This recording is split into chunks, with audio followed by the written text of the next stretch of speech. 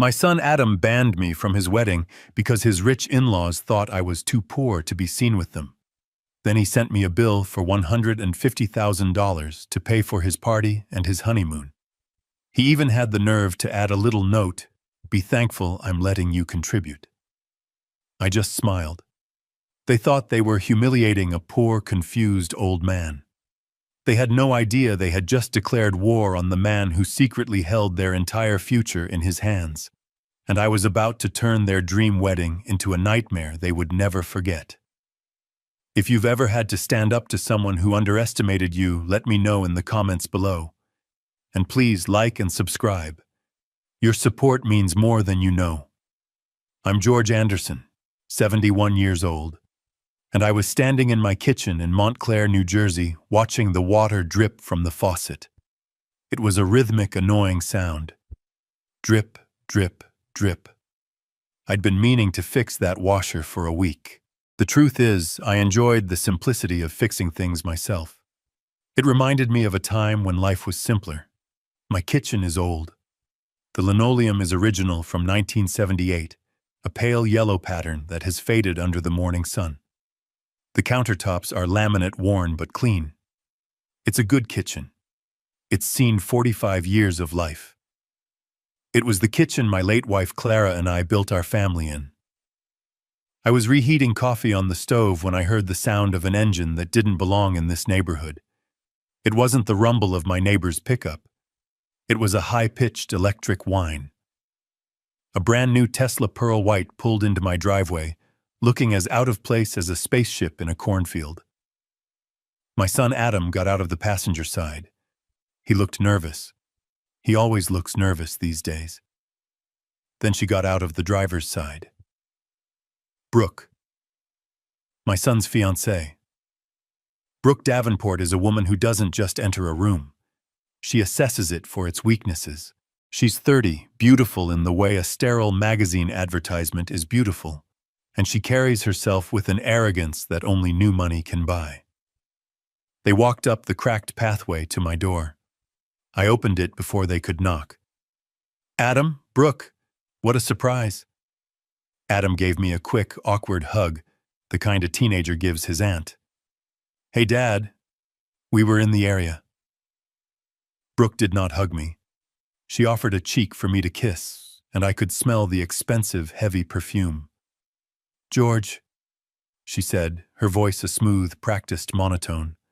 She stepped inside, and her eyes immediately began their work. I watched her gaze sweep across my living room. She scanned the old, comfortable armchair where Clara used to read. She scanned the bookshelf overflowing with worn paperbacks. She scanned the framed photos on the wall, Adam as a boy, me and Clara on our wedding day. Her eyes lingered on the water stain on the ceiling from a leak I'd fixed 5 years ago. "This is charming," she said. The word charming came out of her mouth, sounding like "conwom." "Can I get you some coffee?" I asked, already moving toward the kitchen. "Oh, goodness, no," Brooke said, following me. She stopped dead in the doorway of the kitchen. Her perfectly sculpted nose wrinkled. "George, what is that smell?" "It's coffee, Brooke. I was just reheating some. Reheating on the stove." She looked at my old percolator as if it were a piece of medieval farm equipment. "Adam, darling, your father doesn't have an espresso machine. We must get him one. Something simple. An espresso, perhaps." Adam just rubbed the back of his neck. "It's fine, Brooke. Dad likes his coffee this way." "Nonsense," she said, dismissing my son and me with a wave of her hand. She pulled out one of my wooden dining chairs, and in a gesture so subtle it was almost invisible, she discreetly wiped the seat with a silk handkerchief from her purse before sitting down. "So," I said, leaning against the counter, "what brings you two out to the suburbs?" Adam cleared his throat. "Well, Dad, we have good news. Great news, actually. We've set the date. The wedding. It's happening." "That's wonderful, son," I said, and I meant it. Despite my reservations about Brooke, I wanted my son to be happy. "When is the big day, October 12th, Brooke jumped in. It's going to be at the Davenport Country Club. My father is flying in the chef from Percé for the tasting menu. She paused, then added with a tight smile, "You've probably never heard of it." "I'm sure it will be lovely," I said. Brooke leaned forward, her expression turning serious. "George, we need to talk about the guest list. My parents are, well, they're very particular. We're expecting Governor Whitman, possibly a senator, and several of my father's business partners from Texas." She looked at me, her eyes doing that cold calculation again. "It's an extremely high-profile event. The standards, they're just different. My parents are very much looking forward to meeting you. We just hope everything will be appropriate." Appropriate. There was that word. A word that means nothing and everything. My mind drifted, as it often does, back to Clara. My Clara. What Brooke, with her new money Tesla and her country club wedding, could never understand was that Clara came from that world. She was a Cabot from one of the oldest, wealthiest families in Boston. Her inheritance was quiet, vast, and managed by men in suits in buildings I'd never entered. When I met her, I was a young architect with nothing but ideas. I fell in love with her spirit, her laugh. She fell in love with my simplicity. When we got married, her family nearly disowned her for marrying the help. Clara was the one who insisted we live here in this small, unassuming house in Montclair. She despised the costume of wealth, as she called it. "Wealth is a responsibility, George," she always said, "not a performance." She was terrified of what inherited money could do. She'd seen it rot her cousins from the inside out. She worried about Adam. Even when he was a boy, she saw that softness in him. Not weakness, she'd say, but a neediness. A need to be liked, to fit in. She worried he'd be vulnerable to exactly this. Vulnerable to a woman who saw a last name and an inheritance, not a person. After Clara passed 10 years ago, I didn't change a thing. I could have sold this house and moved into a penthouse in Manhattan. I could have bought a fleet of cars. But what for? This house was my home. This life was my choice. I continued my work, quietly managing the assets Clara and I had built together, consulting on major architectural projects under a different firm's name. To the world, and even to my own son, I was just George, the retired architect, the widower, the simple, quiet man in the old house. Clara had wanted Adam to make his own way, and I had honored that. I let him find his own job. I let him live his own life.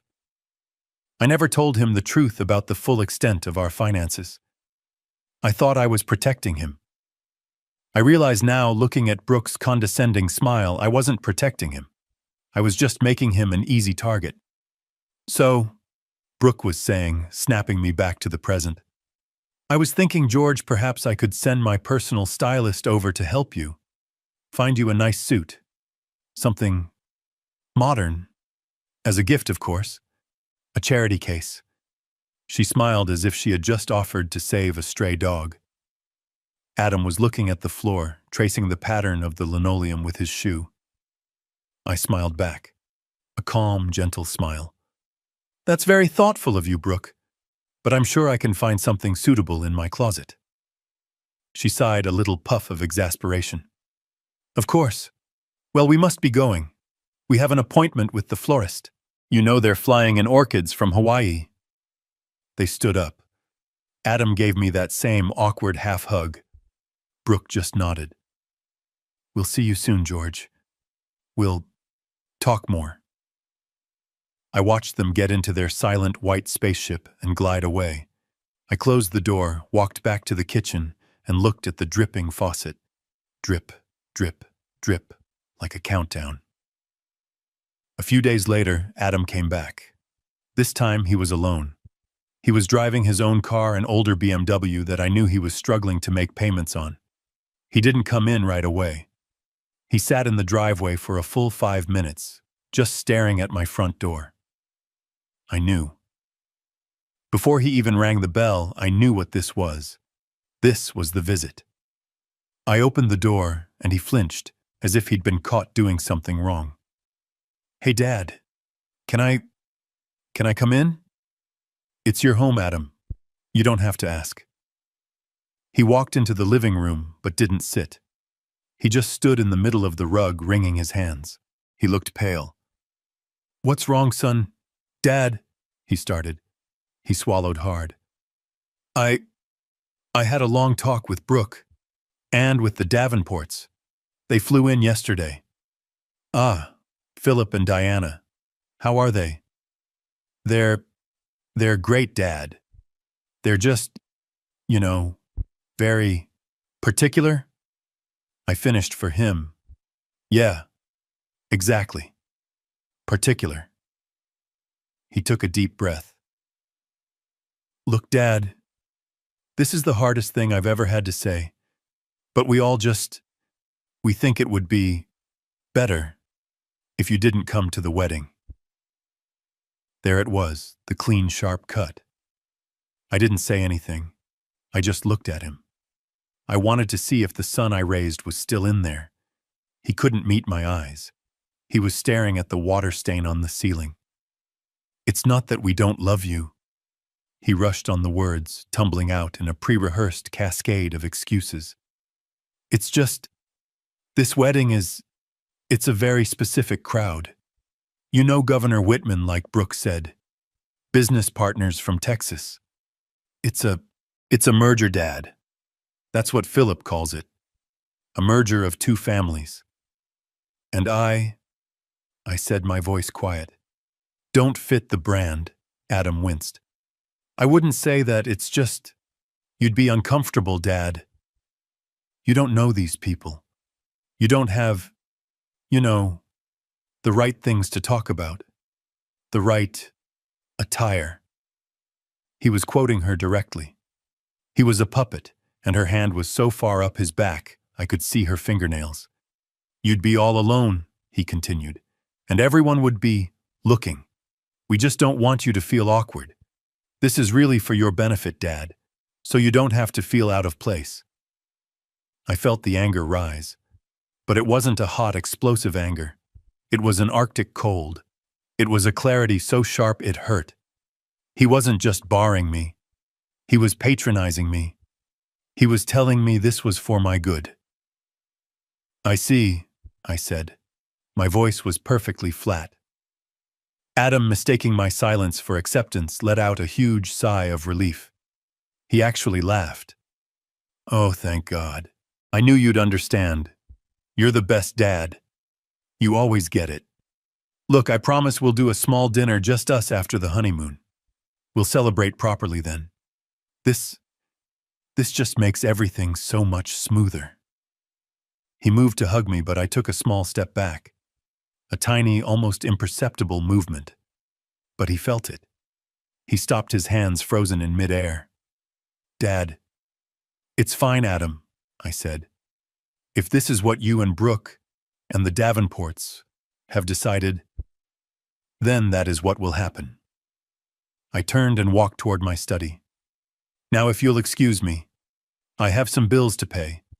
You can see yourself out. I didn't look back. I heard him stand there for a moment. I heard him say, Dad, one more time, his voice small, uncertain. Then I heard the front door open and close. I sat at my desk, the same desk Clara and I bought at a flea market in 1980. I didn't feel sadness. I felt pity. I pitied the boy I had raised, who had become so weak, so desperate for approval, that he would sell his own father for a smooth party. I looked at the photo of Clara on my desk. She was smiling, her eyes bright and intelligent. You were right, my love, I whispered to the empty room. You were right about him. He's been consumed by the very thing you tried to protect him from. I sat there for a long time. The anger didn't come. The grief didn't come. What came was a plan. Clara hadn't just been a good woman. She had been a brilliant woman. And she had taught me how to be smart too. She had known even then that this day might come. And she had left me one final gift, a failsafe. All right, Adam, I said to the silence. You want a merger? Let's see how your new family handles a hostile takeover. Another week passed. The silence from Adam was total. Not a call, not a text. He was relieved. He had done the dirty work, and now he could get on with his perfect new, smooth life. I spent that week in my garden. I was pruning the roses Clara had planted. It was methodical work. Snip, snip, snip. Removing the dead wood to let the new growth thrive. A fitting metaphor. On Thursday, 2 weeks before the wedding, a FedEx truck pulled up. A courier handed me a large, stiff envelope. It was heavy, too heavy to be an apology card. I took it into the kitchen. I opened it with the same shears I'd been using on the roses. It wasn't a letter. It was a portfolio. It was bound in thick navy blue leather. On the front, embossed in gold lettering, it read, "From the office of Adam and Brooke Anderson Davenport." My heart didn't sink. It didn't pound. It just stopped. They had already combined their names. A merger indeed. I opened the cover. Inside, on thick, creamy cardstock, was a single, professionally printed page. It looked like an invoice from a high-end law firm. At the top it read, "Contribution from the estate of Clara Anderson on behalf of the groom's family." And then the itemized list. Item venue deposit Davenport Country Club. Platinum package, $50,000. Item catering and bar service per se. Affiliate, 300 guests, $75,000. Item, Honeymoon Maldives. First class suite and private transport, $25,000, a polite line. And then the total. Total due $150,000. I stared at the number. $150,000. Attached to the top of the invoice with a shiny gold paperclip was a handwritten note. It was Adam's handwriting. Sloppy, entitled "The Handwriting of a Boy Who Never Learned to Finish His Chores." "Dad," it began. "I know you're not coming, but Brooke said you should still be thankful I'm letting you contribute. This is the amount from Mom's trust for my wedding. The bank said you're the executor, so just wire the funds to the account number below by the 15th. Thanks." I read the note again. "Be thankful I'm letting you contribute." I stood there in my old yellow kitchen with the faucet dripping. Drip, drip, drip. And I started to laugh. It wasn't a happy laugh. It was a dry, rasping sound that I hadn't made in years. It was the sound of a lock finally clicking into place. The sound of a dam breaking. They hadn't just banned me. They hadn't just insulted me. They had billed me for the privilege of being humiliated. They thought I was a confused old man. They thought I was a checkbook. They thought Clara's trust was a piggy bank that I was just holding for them. "Oh, Adam," I whispered, the laugh still shaking my shoulders. "You poor, stupid, foolish boy. You didn't just forget who your father is. You forgot exactly who your mother was. You think this is your money. You think this is an allowance. This isn't an inheritance, son. It's a test. And you, your bride, and your arrogant new family. You just failed. Spectacularly." I picked up my old yellowing rotary phone from the wall. My fingers steady as a surgeon's dialed the number I knew by heart. The phone rang twice. "Cunningham, Miles and Associates. This is Miles speaking." "Miles," I said, my voice as cold and clear as ice. "It's George Anderson." There was a pause. "George, it's been too long. Is everything all right?" "Everything is crystal clear," I said. "We have a problem. Or rather, my son has a problem." I looked down at the $150,000 invoice. "Miles, it's about Clara's character clause. They've finally triggered it." I held the phone to my ear, the receiver cold against my skin. The laughter in my chest had stopped, replaced by a cold, sharp clarity. My heart was perfectly still, beating with the slow, steady rhythm of an engine that has just been tuned for a long race. "Cunningham, Miles and Associates. This is Miles speaking." "Miles," I said, my voice clear. "It's George Anderson." There was a pause on the line. Not a pause of surprise, but of immediate recognition. Miles Cunningham wasn't just some lawyer I'd found in the phone book. He was Clara's lawyer. Our lawyer. He was the only other person on earth who knew the truth. "George," he said, his voice instantly dropping the professional lilt. "It's been too long. Is everything all right?" "Everything is crystal clear, Miles," I said. I looked down at the gold-embossed invoice. "We have a problem, or rather my son has a problem. I'm looking at my calendar, George. I'm booked until next week." "Now, Miles," I said, "I'm on my way." I didn't take my old pickup truck. I walked to the back of the garage past the lawnmower and the rusty garden shears to the corner that was always covered by a heavy canvas tarp. I pulled it back. The 1995 Bentley Mulsanne Clara's car gleamed a deep dark green in the dim light. It smelled of old leather and history. The engine turned over with a deep, satisfied hum that you could feel in your chest. I drove out of Montclair, out of my role as the simple, retired architect. I drove 20 minutes to Morristown. Miles's office wasn't in a flashy glass tower. It was as it had always been in a century-old brownstone on a quiet side street.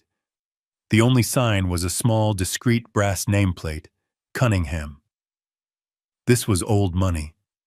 This was Clara's world. His assistant knew me by sight. I was shown straight up the winding staircase. Miles's office was lined with dark mahogany bookshelves, filled not with law books, but with leather-bound first editions. A small fire crackled in the marble hearth, chasing away the early autumn chill. Miles Cunningham stood up from behind his massive desk. He was an impeccable man, sharp in a three-piece suit, but his eyes were kind. He had been Clara's closest friend long before he became her lawyer. He was the one who helped her navigate the complex, suffocating world of her family's wealth. "George," he said, shaking my hand warmly, "you look resolved." "I feel resolved, Miles." "Coffee, please." I didn't sit. I walked to the tall window looking down at the people rushing by on the street. "They banned me from the wedding, Miles." Miles stopped in the middle of pouring the coffee. The silver pot hovered in the air. "They... what?" "My son, and his fiancée, and her family. They said I would be out of place, no, that I would make their high-profile guests uncomfortable, that it was for my own benefit." Miles set the cup down. The clink of porcelain against the saucer was the only sound in the room. "That ungrateful, entitled, after everything. It gets better," I said. I walked over to his pristine 19th century desk. I took the navy blue leather portfolio out of my old worn canvas tote bag and laid it on the blotter. "This arrived this morning, by courier." Miles put on his reading glasses. He opened the portfolio. He read the invoice. I watched his face. First his brow furrowed in confusion. Then, as he read the itemized list, his face paled with a quiet rage. But when he got to the bottom, to the handwritten note from Adam, "Be thankful I'm letting you contribute," something else happened. He looked up at me, and he smiled. A wide, shark-like smile. "My God," Miles whispered, leaning back in his chair. "He actually did it. He put it in writing." "He did," I said. "The character clause," Miles said almost to himself. "Clara was a genius, an absolute stone-cold genius." "She always was," I said. I finally took a sip of the coffee. It was strong, perfect. Miles looked at me, the smile still on his face. "He really doesn't know, does he? After all these years, he has no idea what his mother actually did." "He has no idea who I am," I corrected. "He sees a simple old man in a crumbling house. He thinks Clara's trust is an ATM and that I'm just the teller who forgot the password." Miles got up and walked to a heavy fireproof safe hidden behind a painting of a stormy sea. He worked the combination with practiced hands and pulled out a thick, bound document. This wasn't a copy. This was the original. The last will and testament of Clara Cabot Anderson. Let's review the terms, shall we? Miles said, his voice now crisp, professional, the lawyer taking over. Just to ensure we are proceeding appropriately. He placed the will on the desk and opened it. The Clara Anderson Marital Trust. Upon her death, all assets, liquid and property valued at the time of her passing at $12,400,000, were placed in this irrevocable trust. I remember, I said. The sole beneficiary, he read, is her son Adam Anderson. However, he paused, savoring the word. The trust is to be managed by her husband, George Anderson, as the sole executor and trustee for the duration of his natural life. He put the paper down and looked at me. They think you're just a gatekeeper, George. They don't understand. You're not just the gatekeeper. You are the owner of the gate, the key, and the entire estate it protects. And then, I prompted, the beautiful part. Miles smiled again. Ah, yes. Page 4, paragraph 3, the character clause. He cleared his throat and read aloud. The assets of this trust are intended to support a life of purpose, responsibility, and integrity. The beneficiary, Adam Anderson, may only draw upon the principal funds after demonstrating to the sole and absolute satisfaction of the trustee a life built on solid moral footing. He looked up at me. And then Clara's masterstroke, the definitions. He read again. This moral footing is defined as but not limited to 1, maintaining gainful employment, 2, demonstrating financial prudence, and 3, he tapped the paper with his finger, demonstrating unwavering loyalty, gratitude, and familial respect toward his father, George Anderson, who raised him. Unwavering loyalty, I repeated. The words tasted like victory.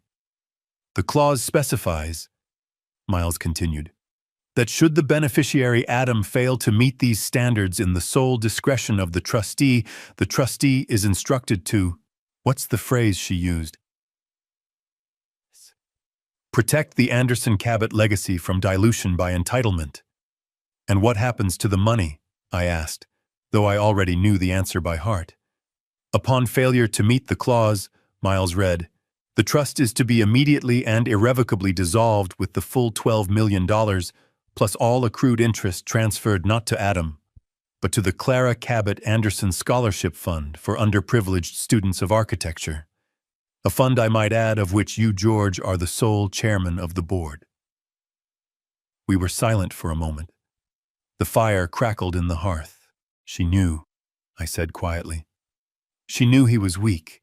She knew someone like Brooke would come along eventually. She didn't want to just give him money, George, Miles said gently. She wanted to give him a reason to become a good man. She built him a safety net, but she also built in a kill switch just in case he decided to set the net on fire. And that's exactly what he's done. He's planning a merger, I said. He's marrying into the Davenport family. New money from Texas. All flash, no foundation. They think they're marrying into Clara's legacy. And instead, Miles said, they're marrying a 35-year-old boy who is as of this moment completely and totally broke. Because I checked this morning, George. His BMW payment is 2 months late. He's maxed out 3 credit cards. That merger isn't a merger. It's a bailout. And he needs this $150,000 to seal the deal and impress his new family.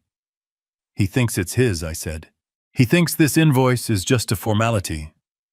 Well, Miles said, closing the heavy will with a soft thud. He's about to learn about contract law, and about his mother, and about you. He sat down, lacing his fingers. So, George, as your lawyer and as the co-trustee of this document, I must ask, in your sole discretion, has Adam Anderson demonstrated unwavering loyalty, gratitude, and familial respect? I thought about the conversation in my kitchen, the charming house. I thought about the phone call. It's for your own benefit, Dad. I thought about the gold-embossed invoice for $150,000. I thought about the handwritten note. Be thankful I'm letting you contribute. I looked Miles dead in the eye. No, he has failed. Spectacularly. Miles grinned. Then we are in agreement. The character clause has been breached. The trust is for all intents and purposes terminated. He gets nothing. So what do we do about this? I asked, tapping the invoice. This bill for a party I'm not allowed to attend. Legally, Miles said, all business now. We shred it. We send them a certified letter informing them that the trust is dissolved, effective immediately, citing the breach. It will be clean, brutal, final. I shook my head. No, that's too fast. That's your way, Miles. The lawyer's way. Clean, efficient. What's your way, George? I thought for a moment. They've underestimated me. They've played a game thinking I'm a pawn. I'm not going to flip the board over just yet. I'm going to make a move they won't understand. I reached into the pocket of my old work pants. I pulled out my wallet, my old cracked leather wallet, the one I've carried for 30 years, the one that looks like it belongs to a simple old man. I pulled out my personal checkbook, not the trust fund checkbook, my checkbook, from the local Montclair Savings and Loan, the one with my name and address on it, the one Adam assumes has barely enough in it to cover my property taxes. George, what are you doing? You're not going to pay this. I am, I said. I am going to honor his request for a contribution. I took a pen from Miles's desk. Pay to the order of Adam and Brooke Anderson Davenport. I paused. How do you spell nightmare? I asked. Miles laughed. Just write the check, George. I wrote the amount in the box, $1. And on the memo line I wrote very clearly, full payment for groom's family contribution as requested. I tore the check from the book. I'm not sending this by courier, I said. I'm sending this in a plain white envelope with a regular stamp. Let them wait for it. Let them wonder. Let them think the confused old man is trying his best. Miles looked at the check, then at me. George Anderson, you are a devious, wonderful man. Clara would be so proud. She would, I said, putting the check in my pocket. But this is just the first move, Miles, because they're not going to accept this. No, they are not, Miles agreed. They're going to get angry, and when they get angry, they're going to get sloppy. Adam mentioned their lawyers. Let them come, Miles said, his smile turning sharp. They're bringing a bill to a gunfight. I can't wait. I stood up. I felt lighter than I had in years. The drip, drip, drip in my kitchen sink was gone. In its place was the steady drumbeat of a war that had finally officially begun. Thank you for the coffee, Miles. Thank you for the show, George. Keep me posted. And remember, I know, I said. Document everything. I walked out of the brownstone, got into my Bentley, and drove back to my simple, quiet, unassuming house in Montclair.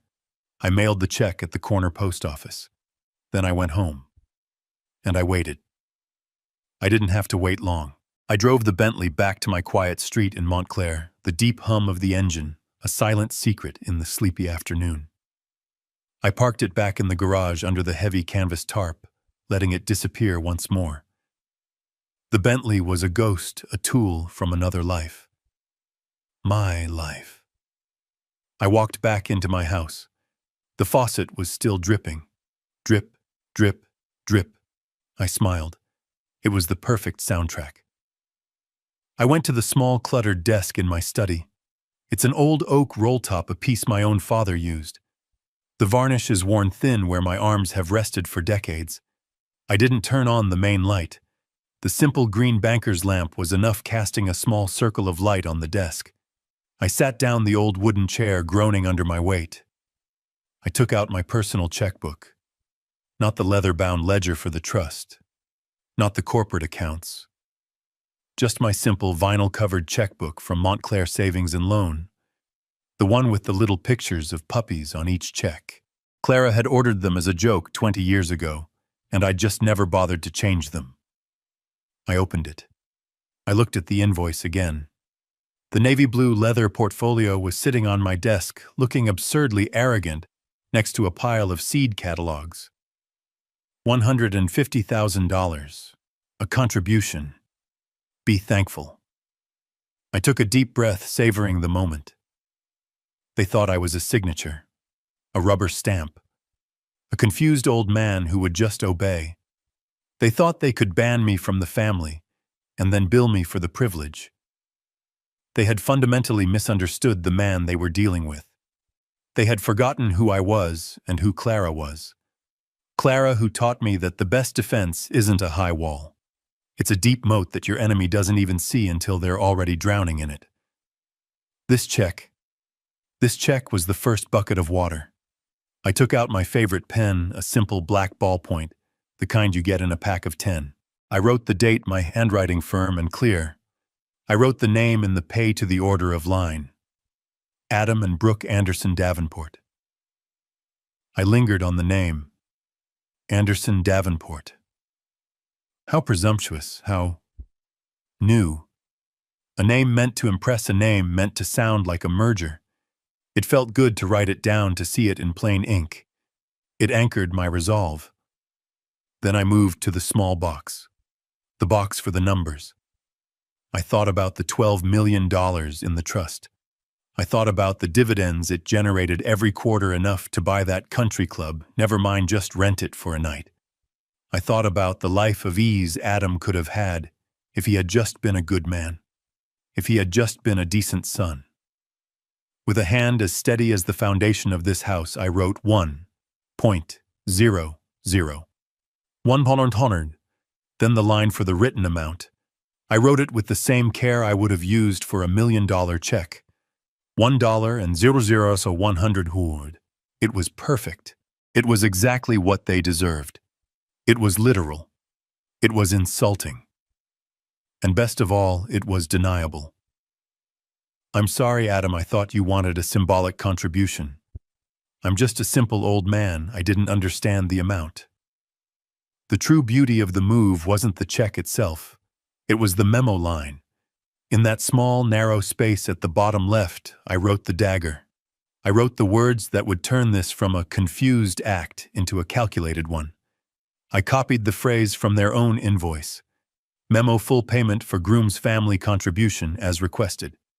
As requested. I tore the check from the book. The sound of the perforation ripping was loud in the quiet study. It sounded like the opening shot of a war. I didn't admire it for long. I folded it crisply. I didn't put it in a fancy FedEx envelope. I didn't send it by courier. That's what they would do. I went to the kitchen drawer, the one that sticks. I pulled it open and rummaged past the rubber bands and old batteries until I found what I was looking for. A plain, white, standard-sized envelope. The kind you buy in a box of 100 for $3. I slid the $1 check inside. I licked the envelope. It tasted like cheap glue and justice. I addressed it to Adam at his flashy, overpriced apartment. The one Clara's trust had not been paying for, which, as Miles had confirmed, was why he was so desperate for this money. I rooted around in the drawer again and found a stamp. It wasn't even a nice flag stamp. It was an old congratulations stamp from a roll I'd bought 5 years ago for someone's graduation. It had a picture of balloons on it. How fitting. I stuck it on the corner. I put on my old gardening jacket, the one with the patch on the elbow, the one Brooke so clearly despised. I walked out my front door down the cracked pathway. The sun was setting. The air was cool. It was a beautiful, quiet evening in Montclair. I walked to the blue USPS mailbox on the corner of my street. I pulled the heavy metal handle. I held the white envelope over the darkness for just 1 second. This was it. This wasn't just a check. It was bait. They wouldn't be confused for long. Adam would be, but Brooke wouldn't. She would be furious. She would see this as the act of a senile old fool, or worse, an intentional insult. She would demand Adam do something, She would demand they fight back. And that's exactly what I wanted. They thought they were playing chess. They thought they had me in checkmate. They didn't realize I was playing a different game entirely. I let the envelope drop. Clang. The metal flap snapped shut. It was done. I walked back to my house. The lights of the neighborhood were coming on. I went inside, went to the kitchen, and finally fixed the dripping faucet. The silence in the house was perfect. I made myself a simple dinner, a ham and cheese sandwich. I sat at my old kitchen table and ate it. And I waited. I knew my phone wouldn't ring that night. Or the next day. It would take 2 days for the mail to arrive. 2 days for them to receive my contribution. I slept better that night than I had in 10 years. I was no longer the sad, simple old widower. I was George Anderson. And I was just getting started. I mailed the check on a Thursday afternoon. Friday was blissfully silent. I spent the day in the garden pruning back the dead wood from the azalea bushes Clara had planted by the fence. The silence from Adam's end of the line was deafening. It was the silence of pure, dumbfounded confusion.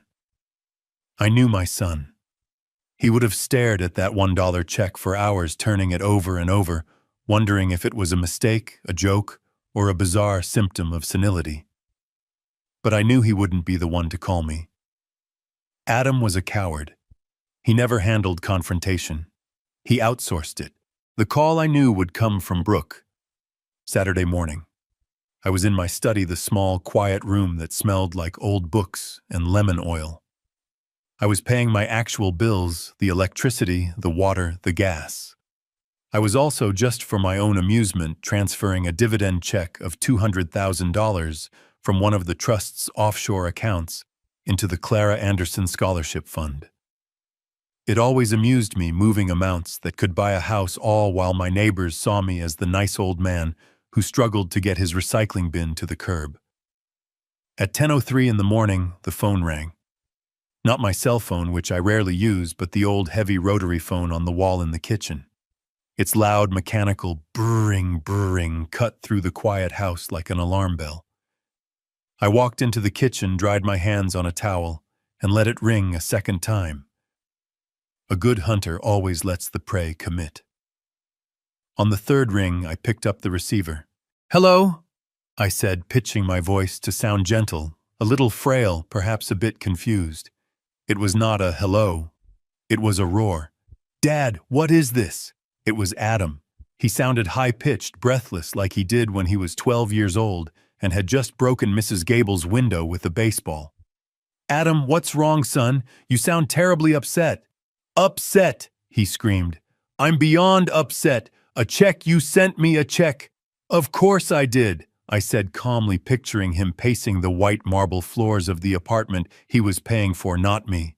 "You sent me a bill for your contribution. I received it and I paid it. Did it not arrive?" $1, he shrieked. The word bounced down the line. $1 Is this a joke? Are you trying to ruin me? A joke, Adam? Why would I ever joke about money? It was a contribution. I'm on a fixed income, son. You know that. I looked at the bill and I gave what I could. I thought $1 was a lovely symbolic gesture. I'm very proud of you. Symbolic, he sputtered as if the word itself was choking him. Symbolic. The bill was for $150,000, Dad, not $1. It's the money from Mom's trust. You know that? Oh, goodness, I said, injecting a note of practiced confusion. 150,000. Adam, that's an enormous amount of money. I must have misread the invoice. Are you sure that seems terribly, terribly expensive for a party? I'm not sure my little savings account. Misread, he yelled. It was itemized. Dad, stop playing dumb. You're doing this on purpose. You're trying to sabotage my wedding. I heard a muffled sound. A sharp, Adam, give me the phone. Just give it to me. You're handling this all wrong. The sound of the receiver being fumbled, shuffling, and then her. A new voice. a voice as cold and sharp as a shard of glass. "George," it was Brooke. The mask of the loving fiancé was gone. "Let's stop playing these sad, pathetic little games, shall we?" "Brooke, my dear," I said, keeping my voice soft. "I'm not sure I know what you mean. I was just telling Adam." "Shut up!" she snapped. The word hung in the air. Not "please be quiet." Not "hold on." Just "shut up." Just "shut up."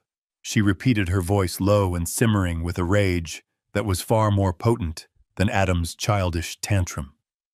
"We are not idiots, George. We know exactly what you're doing." "I'm afraid I don't. You think you're clever, don't you? You senile old fool." There it was, the truth. No more George dear, no more charming. I was a senile old fool. I had been waiting for that. "You think this is funny?" she continued, her voice rising now, losing its controlled edge.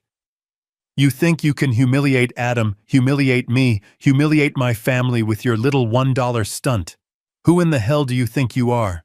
I'm Adam's father, Brooke, and I am the executor of his mother's—" "You're nothing!" she shrieked. "You're a bitter, jealous old man, sitting in a rotting house, furious that your son is finally making something of himself, furious that he's marrying into a family with real status, something you could never give him." "Brooke," I said, my voice still perfectly, maddeningly calm, "this is hardly the tone for a family discussion. I'll use whatever tone I want. You listen to me, and you listen closely. We know about the trust, Clara's trust. We know there are millions in there. That is Adam's money. It is his birthright, not yours. You are just the sad little man holding the keys, and you will give them to us." "Actually, Brooke," I said softly, "that's not quite how the trust works. It's a bit more complicated than that. There are stipulations. Clara was very particular.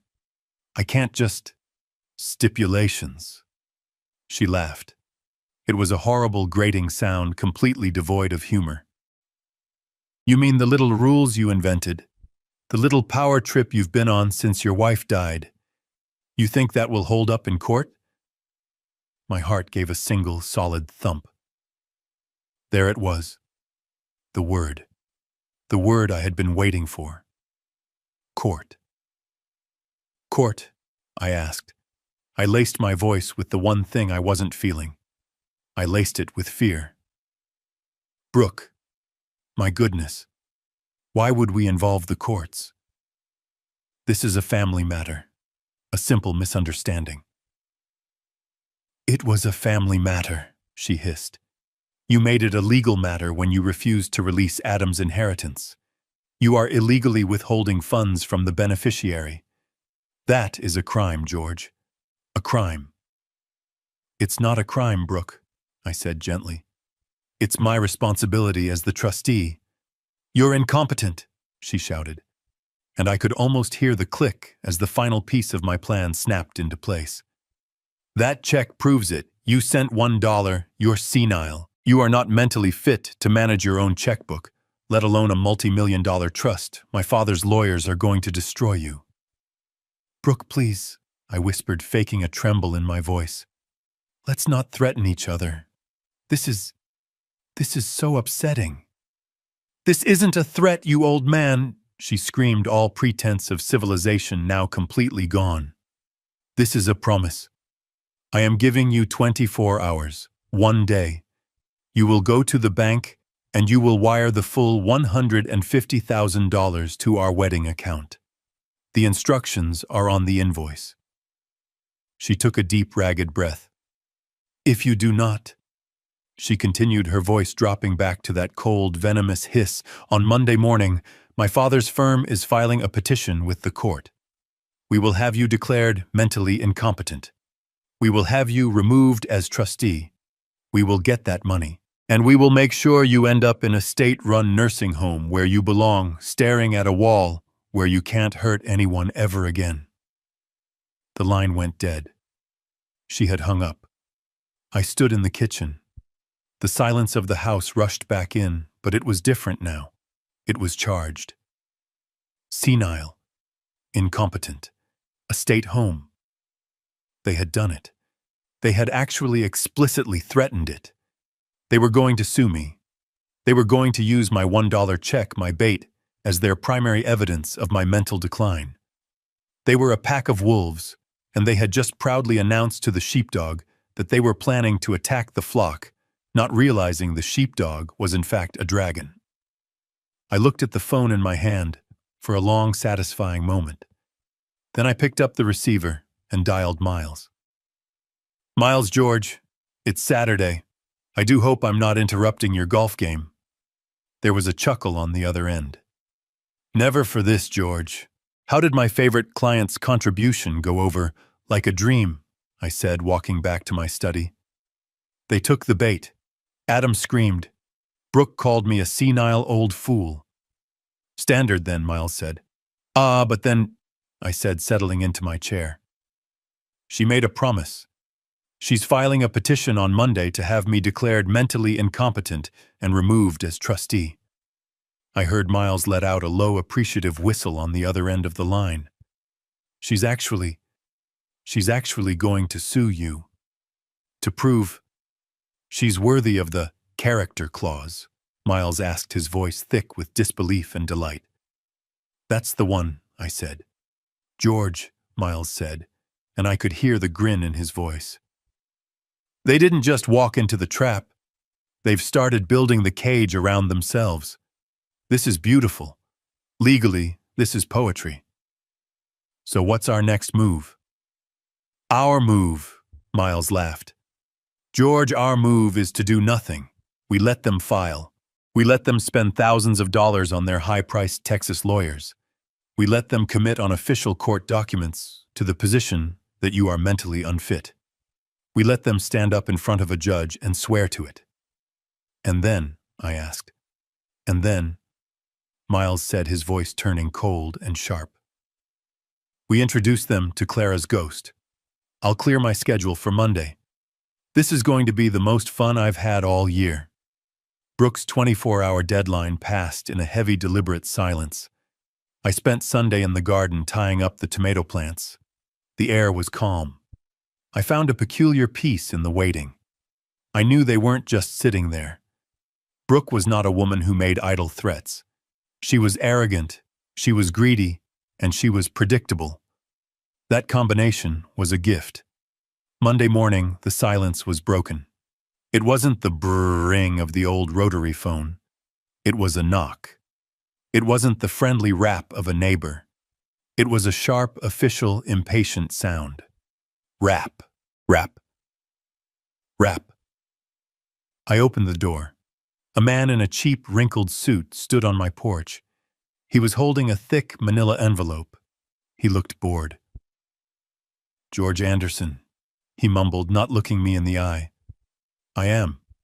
He thrust the envelope at my chest. "You've been served." He didn't wait for a reply. He turned on his heel, walked briskly to his beat-up sedan, and drove off. I stood in the doorway holding the packet. It was heavy, warm from his hands. "You've been served." Such a mundane phrase for such a profound declaration of war. I closed the door. I walked past the kitchen. I went into my study, the small, quiet room where I had mailed the $1 check just 3 days earlier. I sat in my old wooden chair. I turned on the small green banker's lamp. I opened the envelope. The cover sheet was stark. Superior Court of New Jersey, Essex County, Civil Division. And then the names. Plaintiff Adam T. Anderson. Defendant George R. Anderson. My own son. Suing me. I turned the page, my hand perfectly steady. I wasn't reading this as a father. I was reading this as an opponent. It was a petition. A request for an emergency hearing. I read the legalese the words Brooke and her expensive Texas lawyers had chosen. They were seeking to have me, George Anderson, immediately declared mentally incompetent and incapable of managing financial affairs. They claimed I was suffering from advanced cognitive decline characterized by erratic behavior, memory loss, and severe detachment from reality. And what was their goal? The petition demanded that I be removed as the trustee of the Clara Anderson Marital Trust. It demanded that I be stripped of all financial power, and it demanded that the court immediately appoint a new guardian to protect the assets of the trust from dissipation and mismanagement. And who did they nominate as this noble guardian, the sole beneficiary Adam T. Anderson? I let out a slow breath. It was exactly as Brooke had promised. A neat, tidy legal assassination. They weren't just coming for the $150,000 anymore. That was just the appetizer. They were coming for the whole $12 million. But then I turned the page again, and I smiled. There, stapled neatly to the back, was the evidence, Exhibit A.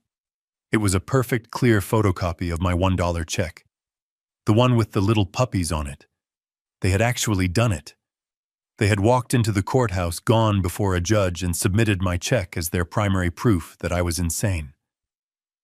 I read the text of the petition that referenced it. Exhibit A clearly demonstrates the defendant's erratic financial behavior. In response to a significant six-figure family financial matter, the defendant submitted this baffling and childlike document. This is not the action of a rational trustee, but of a man profoundly confused and detached from his fiduciary duties. They had swallowed the bait, whole, but they weren't finished. I turned the page again. Exhibit B, the affidavits, the sworn statements. This was the masterpiece. First was Brooke's. I read her words, her lies, now immortalized in a legal document. I, Brooke Davenport, swear under penalty of perjury that I have witnessed George Anderson's cognitive decline firsthand over the last 6 months. He is forgetful, often failing to recall prior conversations about important family matters. The $150,000 invoice, no doubt. He is paranoid, refusing to leave his home for important events. The wedding she banned me from. He lives in a state of self-neglect, in a home that is crumbling around him. My home, the one she coveted.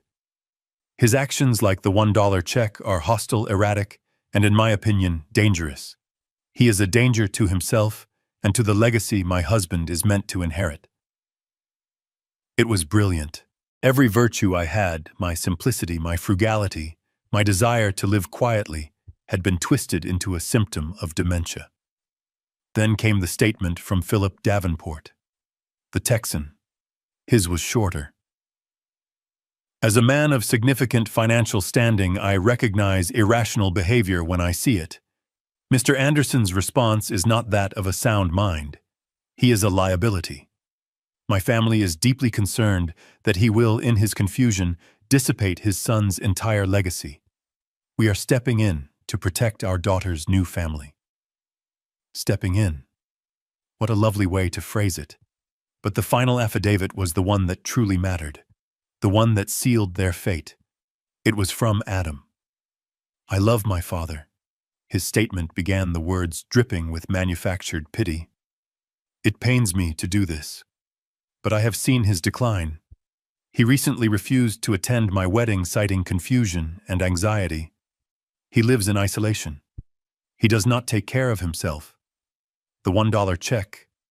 It wasn't a joke.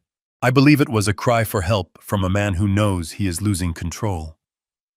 I am terrified he will harm himself or the estate my mother Clara left for me.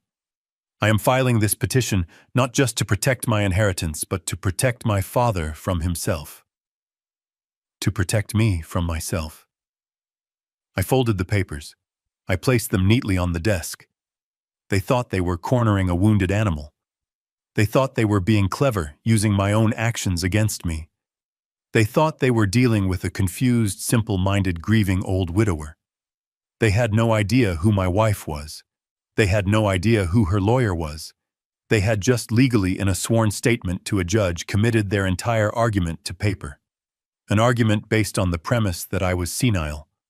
An argument based on the lie that the trust was Adam's money. They had just handed me the weapon, the ammunition, and pulled the trigger on themselves. I sat there for a long, satisfying minute. The house was perfectly silent. No faucet drip. I had fixed that. I picked up the old rotary phone. My fingers, steady and sure, dialed the private cell number I had for Miles Cunningham. He picked up on the second ring. "George, Miles," I said, my voice calm, almost cheerful. "Good morning. I'm afraid I have some bad news. It seems I'm mentally incompetent." There was a sharp intake of breath on the other end. They did it. They actually filed, signed, and delivered by a very nice man in a wrinkled suit. It's a petition for an emergency hearing. They've submitted the $1 check as Exhibit A. They've got sworn affidavits from Brooke, her father, and Adam, all testifying that I am, and I quote, "a danger to the estate." I heard a sound from Miles's end. It was a low, deep chuckle. It grew into a full, unrestrained laugh.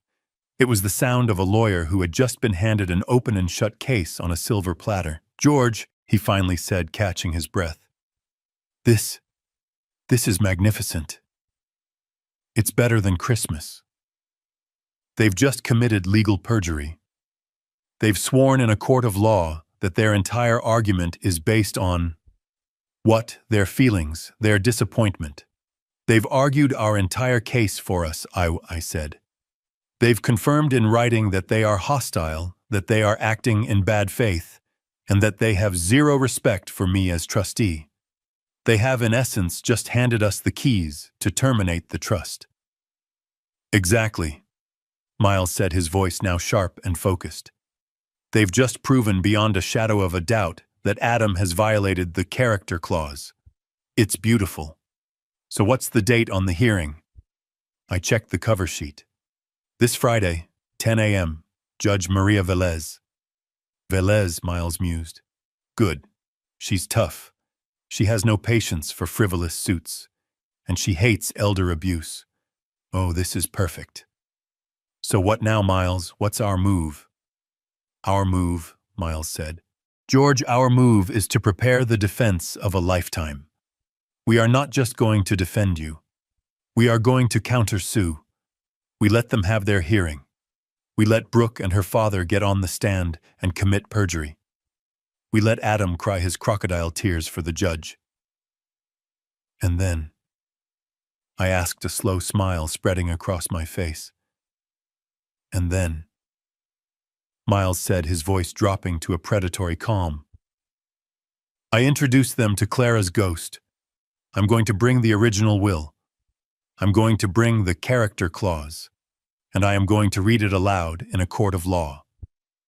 They'll be humiliated, I whispered. They'll be disbarred, Miles corrected. Well, their lawyers will be for filing a suit this frivolous. As for them, they'll be ruined. Get those papers to my office immediately, George. I'm clearing my entire schedule. I am going to enjoy this. I am really going to enjoy this. I hung up the phone. I looked at the legal documents on my desk. My death warrant, they thought. I stood up and walked to the kitchen to make a fresh pot of coffee. The sun was streaming through the window. It was a beautiful Monday morning, and I had a court date to prepare for. I didn't shred the documents. I didn't even file them. I drove them straight to Miles Cunningham's office in Morristown. The brownstone was quiet as always. His assistant, a woman who had worked for him for 30 years and knew all of Clara's secrets, took the thick manila envelope from me without a word, just a tight, supportive smile. She knew what this was. Miles had me shown into the library, not his main office. This was where the real work was done. It was a smaller room, still lined with mahogany, but dominated by a massive oak table. The fire was already lit. He was standing by the window, not in his suit jacket, but in his shirt sleeves and vest.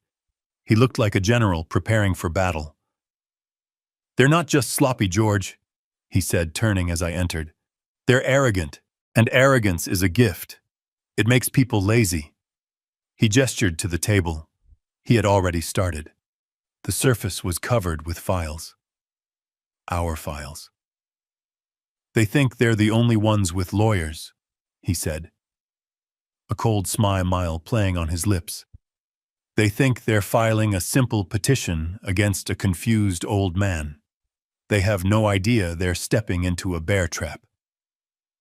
I placed the envelope I'd been served on the table. Exhibit A, I said. The $1 check. Miles picked it up, handling it with surgical gloves as if it were contaminated. Beautiful. And Exhibit B, the affidavits. Brooke, her father, and Adam. He really signed it, I said. It was the only part that still held a dull ache. He did, Miles said, his voice hardening. He swore under penalty of perjury that you are incompetent.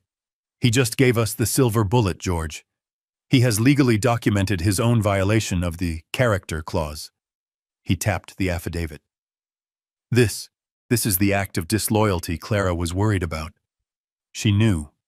She always knew Adam's spine was made of jelly. She knew someone like Brooke would come along and see him as a mark. Clara didn't write this will to be cruel. She wrote it to see if her son would ever become a man. Miles moved to a thick bound document at the center of the table. They are suing the trustee, he said, tapping the will. But they have never read the document. They don't know the rules. They think they do, I said. They think the rule is Adam gets the money. Their lawyers are fools then, Miles said sharply. They've clearly never tangled with a Cabot-Anderson inheritance. They're used to simple probate. This isn't simple probate, George. This is a fortress. And Clara gave you all the keys. He started to lay out our response. It was simple. It was brutal. First, he said, placing a document on the table. Our response. A flat denial of all claims. Second, he laid down another. The original certified copy of the will. We will enter this into evidence. Third, he pulled out a medical file. Your full psychiatric evaluation, the one I had you do 3 months ago. I smiled. Miles had insisted on it. Just in case, George, he'd said. A baseline. This, Miles said, tapping the psych report, is from Dr. Alistair Finch, the head of psychiatry at Columbia Presbyterian. It states you are not just competent, but in the top 1% of cognitive function for your age group. It completely invalidates their entire petition. Their evidence is a $1 check. Our evidence is the chief of psychiatry at one of the top hospitals in the country. And then the payoff, as you call it, George. He pulled out 2 more items. My worn canvas tote bag was on the chair. He reached into it and pulled out the leather-bound invoice. We present their invoice for $150,000, the one they sent before they decided you were senile. We ask them to explain how a man can be dangerously incompetent, but still competent enough to pay for their honeymoon. He then pulled out a small digital voice recorder. And finally, he said, we play this. He pressed play. I heard the hiss of the line, and then Brooke's voice, cold and furious. You senile old fool. My father's lawyers are going to destroy you. We will have you declared mentally incompetent, and we will make sure you end up in a state-run nursing home where you belong. Miles pressed stop. The silence in the room was heavy. She threatened you, he stated. She threatened to have you committed if you didn't release funds you weren't legally allowed to. That's not a petition. That's extortion. So that's the plan, I said. We let them build their case and then we dismantle it piece by piece. Exactly, Miles said. We let them lie. We let Adam get on the stand and cry about his confused old father. We let Brooke testify about how worried she is. We let them commit perjury. We let them trap themselves so thoroughly that when we present the truth, the only thing the judge can do is grant our counter motion. Which is... Miles picked up one last file. It was slim, simple. A petition to the court. To formally affirm the breach of the character clause. To immediately and permanently dissolve the Adam Anderson Trust. And to transfer all $12,400,000 plus interest directly to the Clara Cabot Anderson Scholarship Fund. He looked at me. Are you absolutely sure, George, once this is done, it's done? He gets nothing. Not now. Not ever. I thought of the invoice. I thought of the way Adam stood there while Brooke insulted me. I thought of the lies in the affidavit. He already has nothing, Miles, I said. He just doesn't know it yet. Let's go to court. Friday morning, 10 o'clock. The Essex County Courthouse. I've never liked courthouses. They smell of stale coffee floor wax and desperation. I wore my one good suit. It's a dark wool, 20 years old, but perfectly pressed. It was the suit I wore to Clara's funeral. It felt appropriate. Miles was waiting for me on the steps, not looking at all like a lawyer. He was wearing a light gray suit that looked more like something you'd wear to a garden party. He was relaxed, smiling, as if we were about to go to lunch. That was his gift. He radiated a calm that was almost predatory. "George," he said, shaking my hand, "ready for the show. As I'll ever be, Miles." We walked inside. They were already there in the sterile, fluorescent-lit hallway. A little island of arrogant entitlement. Adam was pale. He was wearing a suit that was too tight, clearly bought for the wedding. He saw me and his eyes immediately darted to the floor. He couldn't look at me. Good. Brooke, on the other hand, was in her element. She was wearing a cream-colored power suit, her hair pulled back in a severe, intimidating bun. She looked like an executioner. She stared right at me, a tiny, self-satisfied smirk on her lips. She thought she had won. Beside her were the Davenports, Philip and Diana, flown in from Texas. They looked bored, annoyed, as if this was all just a minor piece of housekeeping before the real party could begin. And their lawyer, a man who matched them perfectly. Slicked back hair, a $5,000 suit, and a briefcase that probably cost more than my car. He looked at Miles, sized up his light gray suit, and dismissed him. "Judge Velez," Miles whispered to me as we entered the small hearing room. "She doesn't suffer fools." We sat at our table. They sat at theirs. The room was small, suffocating. "All rise," the bailiff called. Judge Maria Velez entered. She looked tired and overworked, and she had zero patience. She looked at the file, then at the plaintiff's lawyer. "Mr. Stratton, is it?" she said, her voice flat. "This is an emergency hearing for incompetence. That's a high bar. This had better be good. Proceed." Mr. Stratton, the flashy lawyer, stood up. He oozed false sincerity. "Thank you, Your Honor. This is indeed a tragedy." He gestured toward Adam. "A family in crisis. A son forced to make a decision no son should have to make." He painted a picture. He described me, George Anderson, as a beloved patriarch who was now sadly succumbing to the ravages of time. He used words like cognitive decline, erratic, and detachment from reality. His behavior, Stratton said, has become a danger not only to himself, but to the significant family estate he is meant to be managing. An estate his late wife, Clara Anderson, left for the benefit of their only son, Adam. He paced. "Your Honor, we have evidence. Just last week, in response to a significant six-figure financial matter, Mr. Anderson sent this." He dramatically produced the photocopy of my $1 check.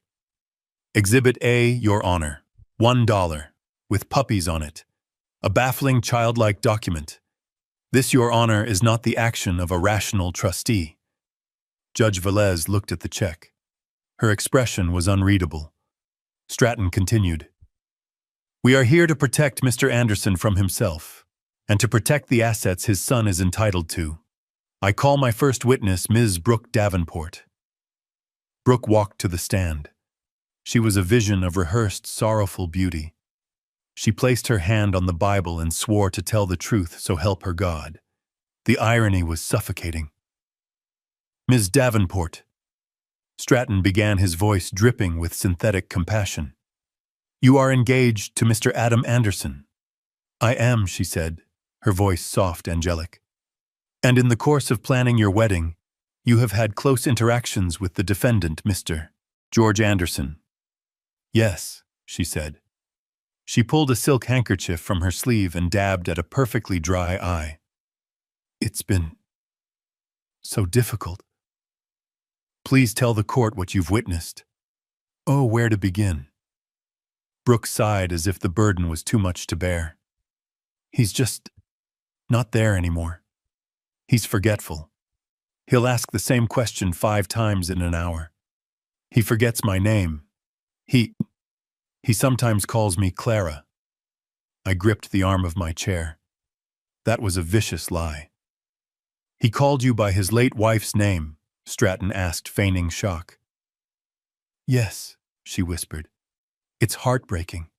We try to be patient, but it's more than that. He's a danger. We get calls from his neighbors. He's left the stove on, twice. Gas filling the kitchen. Last week, Mrs. Gable next door said she found him wandering down the street in his bathrobe, completely lost, unable to find his own house. This was pure fabrication. Mrs. Gable was in Florida visiting her sister. Brooke was just inventing things, painting a masterful picture of a senile old man. And this check, Ms. Davenport. This $1 check. That was the breaking point, she said, her voice cracking. We had sent him the financial plan for the wedding, a contribution from his late wife's estate. He knows Adam is the beneficiary, and he sent that. He called Adam and was laughing about the puppies on the check. It wasn't a joke, Your Honor. It was a breakdown. We are terrified. We're terrified he will hurt himself. We're terrified he will take the entire family legacy, my fiancé's birthright, and donate it to a cat shelter or something just as erratic. She finally produced a real tear. We are just trying to protect him. We love him. We just want to move him to a safe, secure facility where he can be cared for and have Adam, his only son, take control of the finances as his mother always intended. She finished. It was a perfect performance. I could see the judge looking at me with a new expression. Pity. Stratton smiled. No further questions, Your Honor. Your witness, Mr. Cunningham. Miles stood up. He buttoned his light gray suit jacket. He looked more like a friendly college professor than a lawyer. Good morning, Ms. Davenport, he said, his voice pleasant. Good morning, she replied, still dabbing her eye. That was truly heartbreaking testimony, Miles said. You must be under terrible strain. It's been the hardest time of our lives, she agreed. Indeed. Now, Ms. Davenport, you testified that you are worried Mr. Anderson will dissipate his son's legacy. Is that correct? Yes, Adam's birthright. It's what Clara wanted. I see. You're very familiar with Clara's intentions, then. Of course, Brooke said, bristling slightly. I'm about to be her daughter-in-law. Then of course you must have read her will, Miles said. It wasn't a question. Brooke hesitated.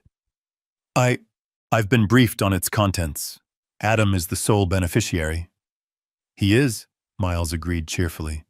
But you see, Ms. Davenport being a beneficiary and having a right to the money are two very different things. Your Honor, I'd like to submit into evidence the last will and testament of Clara Cabot Anderson. I was its author.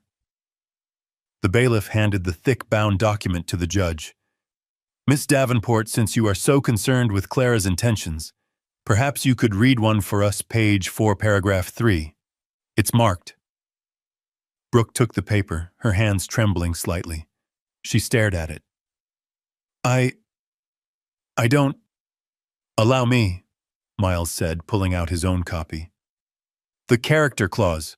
It states, and I quote, "The assets of this trust may only be drawn by the beneficiary Adam Anderson upon demonstrating to the sole and absolute satisfaction of the trustee a life built on solid moral footing, defined as but not limited to unwavering loyalty, gratitude, and familial respect toward his father, George Anderson."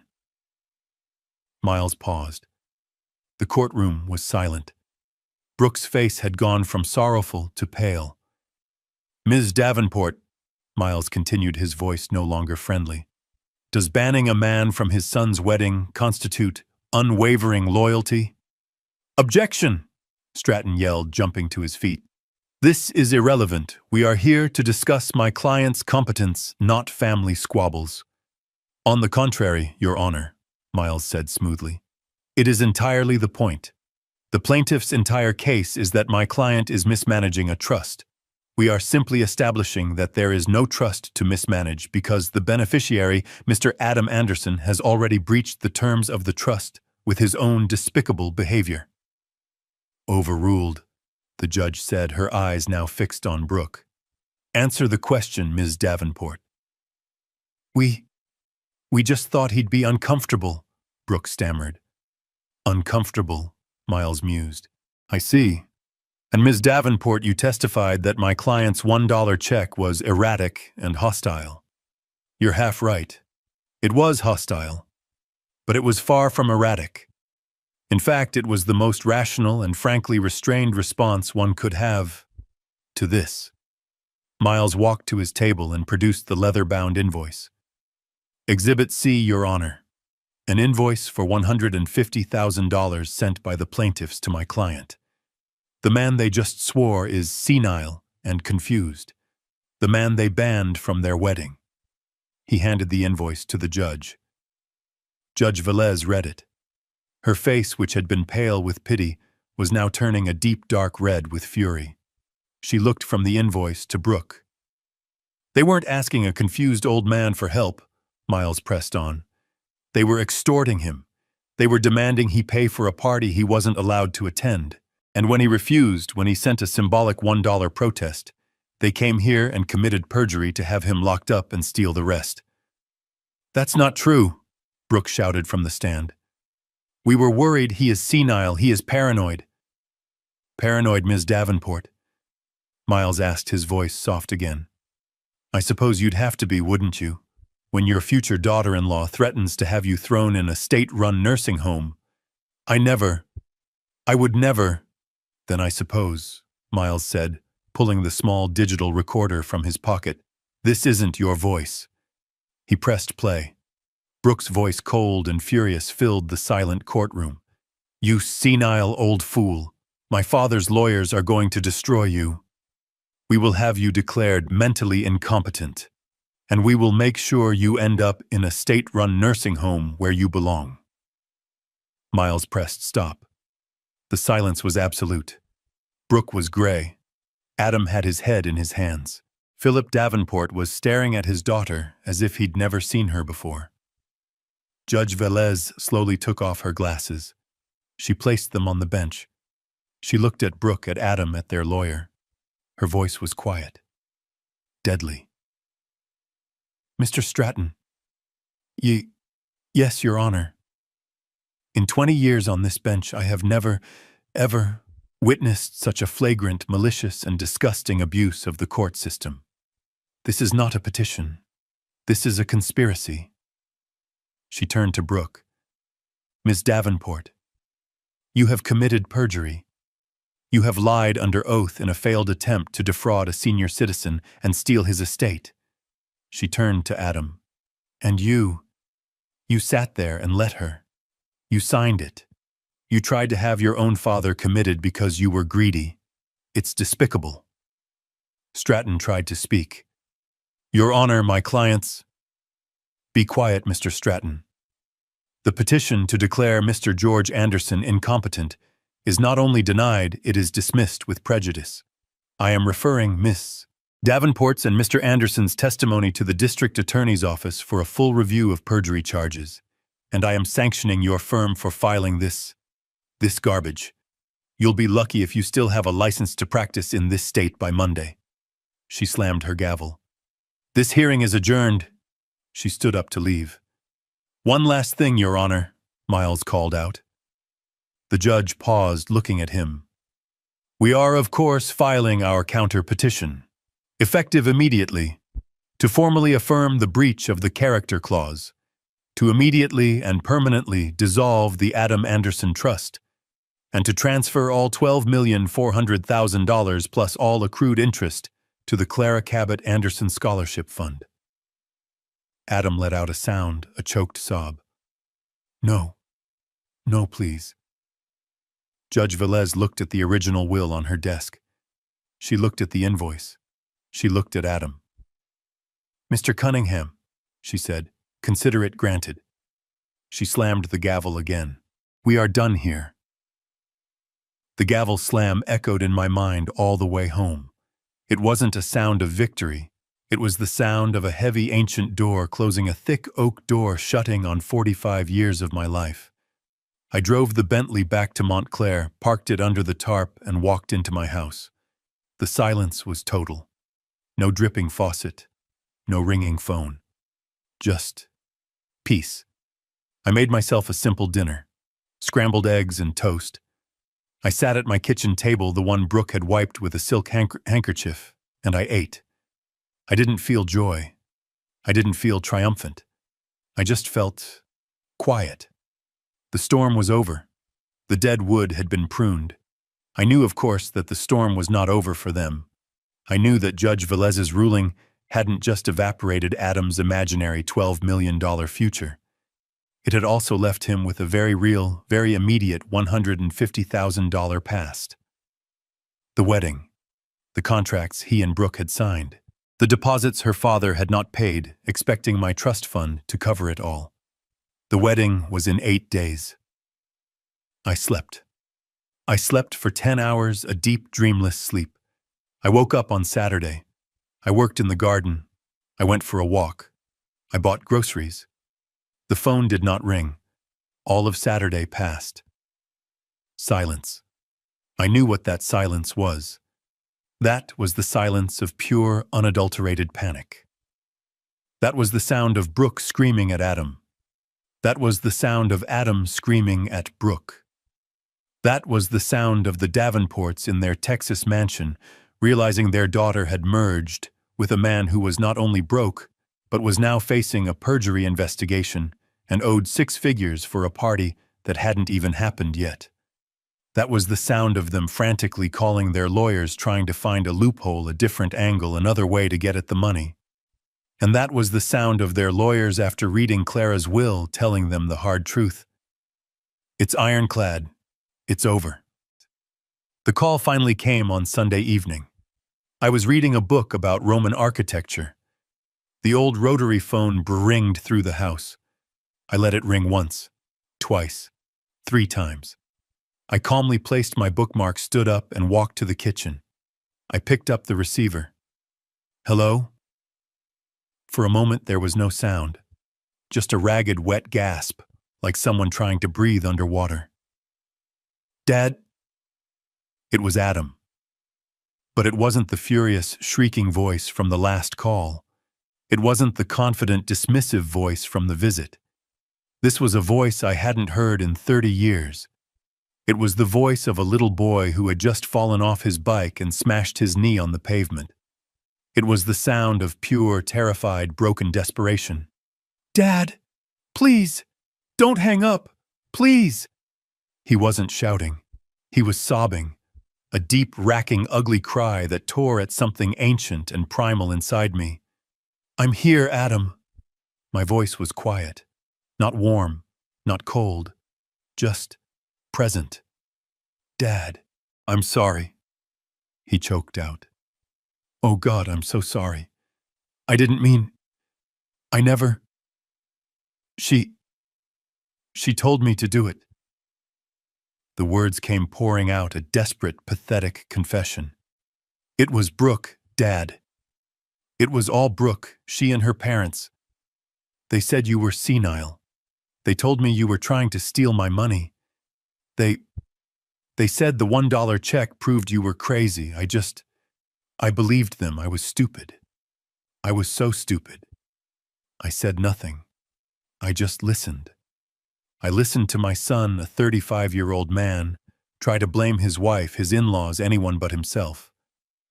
I'm sorry, Dad. I'll tell the judge, I'll tell everyone. Just please, Japo, you have to help me." "Help you with what, Adam?" I asked. "The judge has already made her ruling." "Not the court, Dad." "The wedding," he cried, his voice rising in panic. "The contracts, Brooke's father, Philip, he called the country club. He called the caterer. He canceled the checks. He said I was the one who lied. He said I committed fraud. He says I'm responsible for the $150,000, not him. And are you? I asked. What? No, I signed the contracts, but I thought I had the money. The trust, my trust. It was never your trust, Adam. It was Clara's test, and you failed. I know, he screamed. God. Dad. I know I get it. I failed. I'm a horrible person. I'm a failure. Are you happy? Is this what you wanted? What I wanted, Adam, was a son. What I have is a man who tried to have his father committed to a nursing home to pay for a party. There was a long, terrible wail on the other end. Please, he whispered. All the anger gone, replaced by a terrifying, hollow dread. Dad, they're going to ruin me. The club is going to sue. The caterer is going to sue. Philip he's talking to his lawyers. He said he's going to have my wages garnished for the rest of my life. He said Brooke is annulling the marriage. That sounds like a very busy day, I said, my voice flat. Dad, stop, he begged. Please, you have money, I know you do. You don't have to be the trustee. Just be my father. Just this once, you're rich, I know you are. Miles called you the chairman. You can't let this happen. You can't let your only son be destroyed, $150,000. It's nothing to you. It's just money. It's just money, I repeated. I looked around my kitchen, at the old linoleum, at the worn countertops, at the dripping faucet I had fixed with my own hands. No, Adam, I said. It was never just money. That was the whole point. What does that mean? He sniffled. It means you're right about one thing. You signed the contracts. You made the promises. You're a grown man, and you're part of a merger, remember, and in a merger, you have to be able to cover your own debts. This is your business, Adam, not mine. Dad. No. Dad, please. What am I going to do? I'm ruined. Yes, I said. You are. You won't help me after everything. You're just going to let this happen, your son. My son. I said, my voice as cold and final as the gavel's slam would have never put me in this position. I hate you, he whispered, the desperation finally curdling into pure, impotent rage. I hate you. I know, I said, and for the first time I think I truly did. You made your choice, Adam, I said. You chose the Davenports. You chose Brooke. You chose the high-profile life. Now, go and live with your choice. I heard a sound. A gasp, a final choked sob, and then I placed the heavy black receiver back onto its cradle. The connection was cut. The line was dead. I stood in the silence of my kitchen. It was over. The last tie. Severed. The son I had raised, the boy Clara had worried about, was gone. And in his place was a stranger screaming into a dead phone. A stranger I had just finally let go. The Saturday of the wedding, October 12th, arrived with a painful, perfect clarity. The sky was a sharp, cloudless blue, and the autumn air in Montclair was crisp, smelling of wood smoke and damp leaves. It was the kind of day Clara and I would have spent in the garden, preparing the roses for the first frost. I woke up at 6, as I always do. I made my coffee on the stove. I read the newspaper. I did not look at the one good suit hanging in my closet, the dark wool I had worn to Clara's funeral. That suit was for mourning, and I was not in mourning. I realized, preparing for battle. I waited until 2 in the afternoon. I knew the ceremony was scheduled for 3. I went to the mudroom by the back door. I didn't put on my good suit. I put on the clothes I'd been wearing all week to dig up the dahlia bulbs. My oldest pair of jeans stained with soil at the knees, a faded red flannel shirt, the material worn thin at the elbows. I pulled on my heavy mud-caked work boots. I didn't shave. I ran a hand through my gray hair, letting it stand where it pleased. I looked at my reflection in the small, cracked mirror by the door. I was exactly who they had accused me of being. A simple, poor, disheveled old man. A man who would be out of place. A man who would make the governor uncomfortable. It was the perfect disguise. I didn't take the Bentley. I took my 20-year-old Ford pickup truck. The one with the persistent rattle in the engine and a long rust-colored scratch along the passenger side. The one Adam used to beg me to sell because it embarrassed him. The drive to the Davenport Country Club took 30 minutes. I drove through the massive ornate iron gates. The sign was new gold and black, designed to look old but failing. It screamed, "New money." I passed the golf course, a rolling green carpet that looked artificial. I passed the tennis courts where silent figures in white moved gracefully. My truck's rattling engine sounded like a cough in a cathedral. The main entrance was a disaster of luxury. Valets in bright red vests were sprinting back and forth trying to manage a logjam of black Escalades, white Teslas, and silver Porsches. I drove right past the chaos, past the grand fountain. I went around to the back of the massive clubhouse to the service entrance where the real work was done.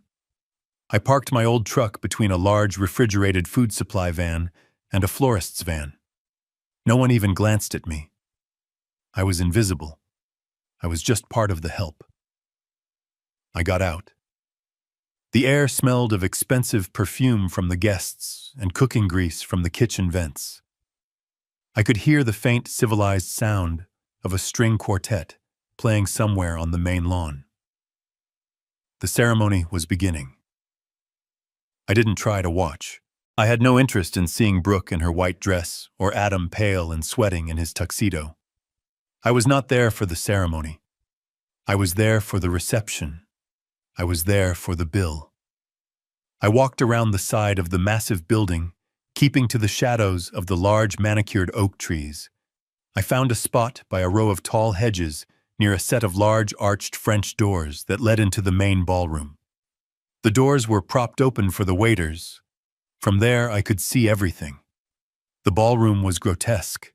It looked like an explosion in a flower shop. There were towering centerpieces of white orchids, the ones Brooke had mentioned were being flown in from Hawaii. There were ice sculptures. There was a gold monogrammed A and B projected onto the polished dance floor. I stood there in the shadows, smelling of garden soil and old flannel, and I watched the 300 high-profile guests mingle. I saw men I recognized from the financial pages. I saw Governor Whitman laughing loudly. I saw Philip and Diana Davenport, the parents holding court like royalty accepting compliments, their faces masks of pure, triumphant arrogance. I looked for Adam and Brooke. They were probably still taking photographs. But I wasn't looking for them. I was looking for the person in charge. The person who was not having a good time. And then I saw her. A woman in a severe black pantsuit. She had a headset on the clear wire coiled behind her ear. She was holding a clipboard which she gripped so tightly her knuckles were white. This was the wedding planner. She was not smiling. She was not greeting guests. She was pacing at the back of the ballroom near the entrance to the kitchens. She kept looking at her cell phone. She would stare at it, her eyes wide, and then look up at Philip Davenport, who was laughing and shaking the governor's hand. She typed a furious text message. She shook her head. I saw her walk quickly to one of the catering captains. She spoke to him, her gestures sharp, fast, and angry. The captain's eyes widened. He said something back. She just shook her head again, more violently this time, and pointed toward the main bar. I looked at the bar. It was massive, stocked with hundreds of bottles of the most expensive liquor. But the three bartenders, they weren't pouring. They were standing still, polishing glasses that were already clean.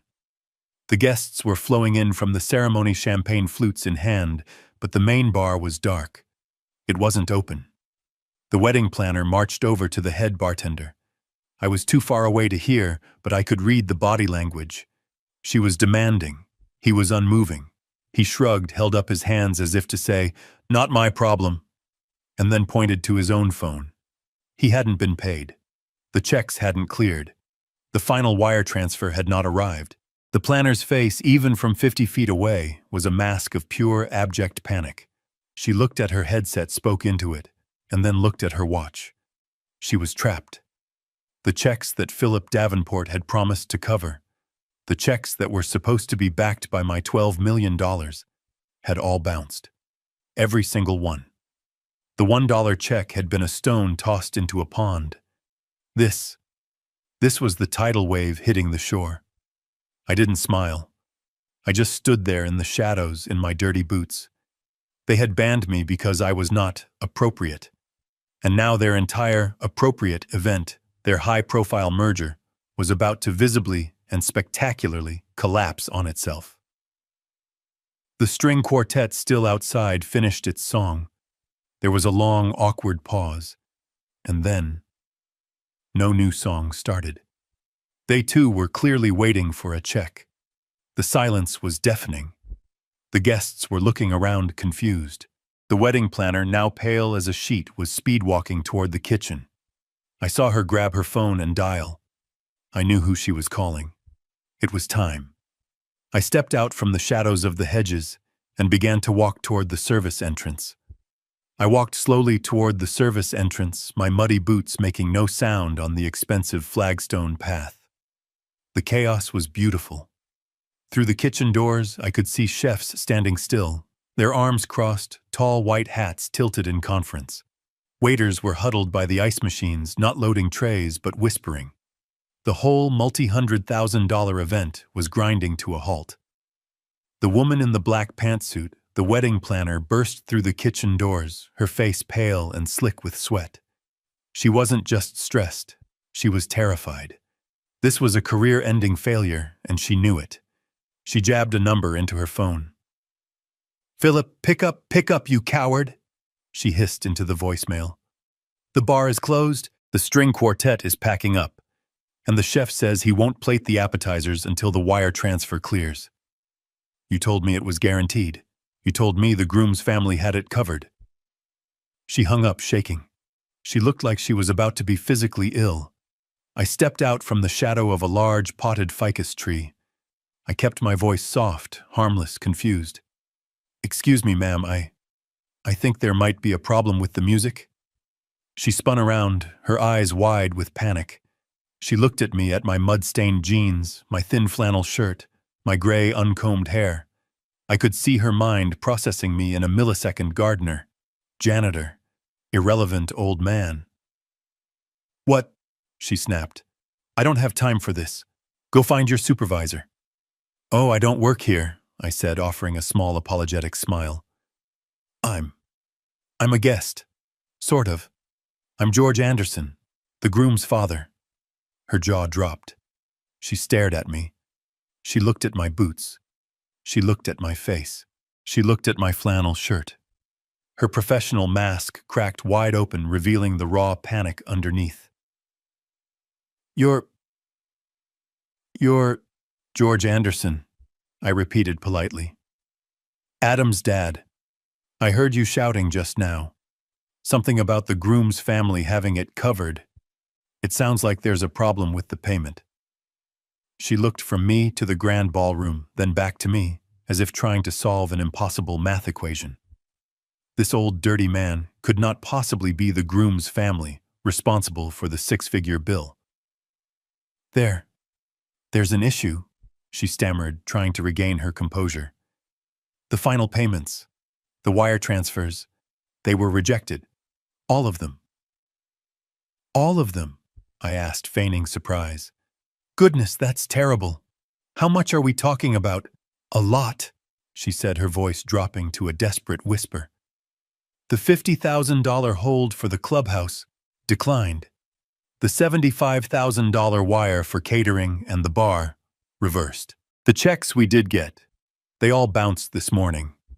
Bounced like there's no money, like the account is frozen." "Frozen," I said. "Oh, that's just dreadful. How could that be?" Internally, I knew exactly how. I pictured Miles Cunningham sitting in his office that morning on the phone with the bank's legal department. "That's correct," I imagined Miles saying, his voice smooth as silk. Mr. Adam Anderson has just filed a petition declaring his father the trustee mentally incompetent, citing erratic financial behavior.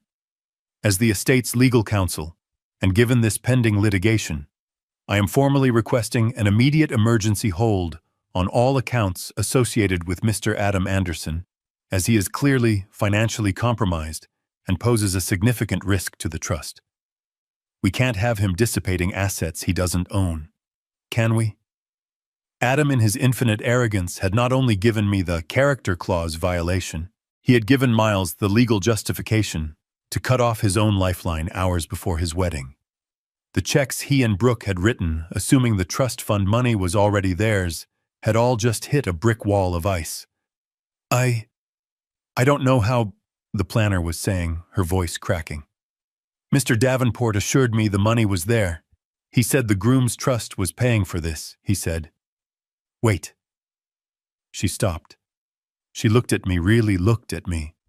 The confusion in her eyes was slowly being replaced by a horrifying, dawning realization. You said, the payment for the groom's family, she said slowly.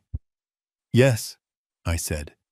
And you're the groom's father. I am.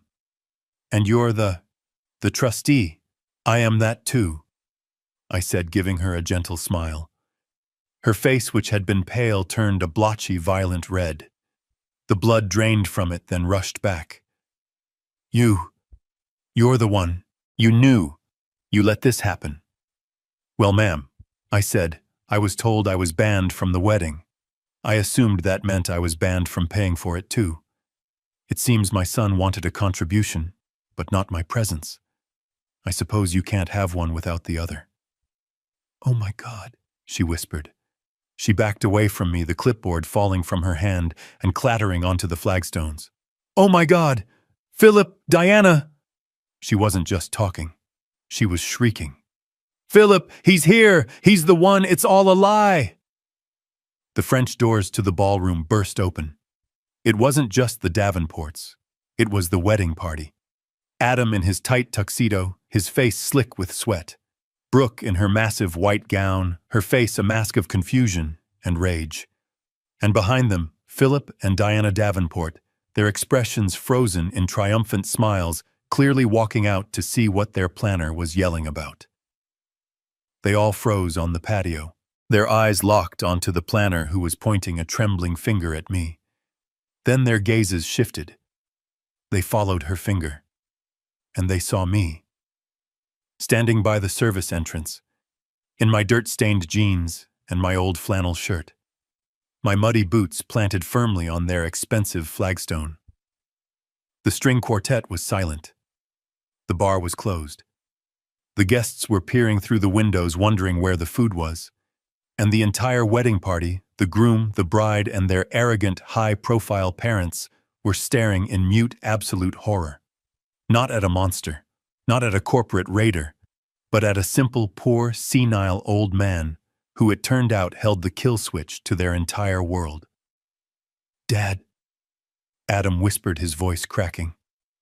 What are you doing here? Adam's voice was a thin, reedy whisper. Dad, what are you doing here? He looked at my muddy boots, at my flannel shirt, as if his brain had short-circuited. He couldn't compute the image he was seeing.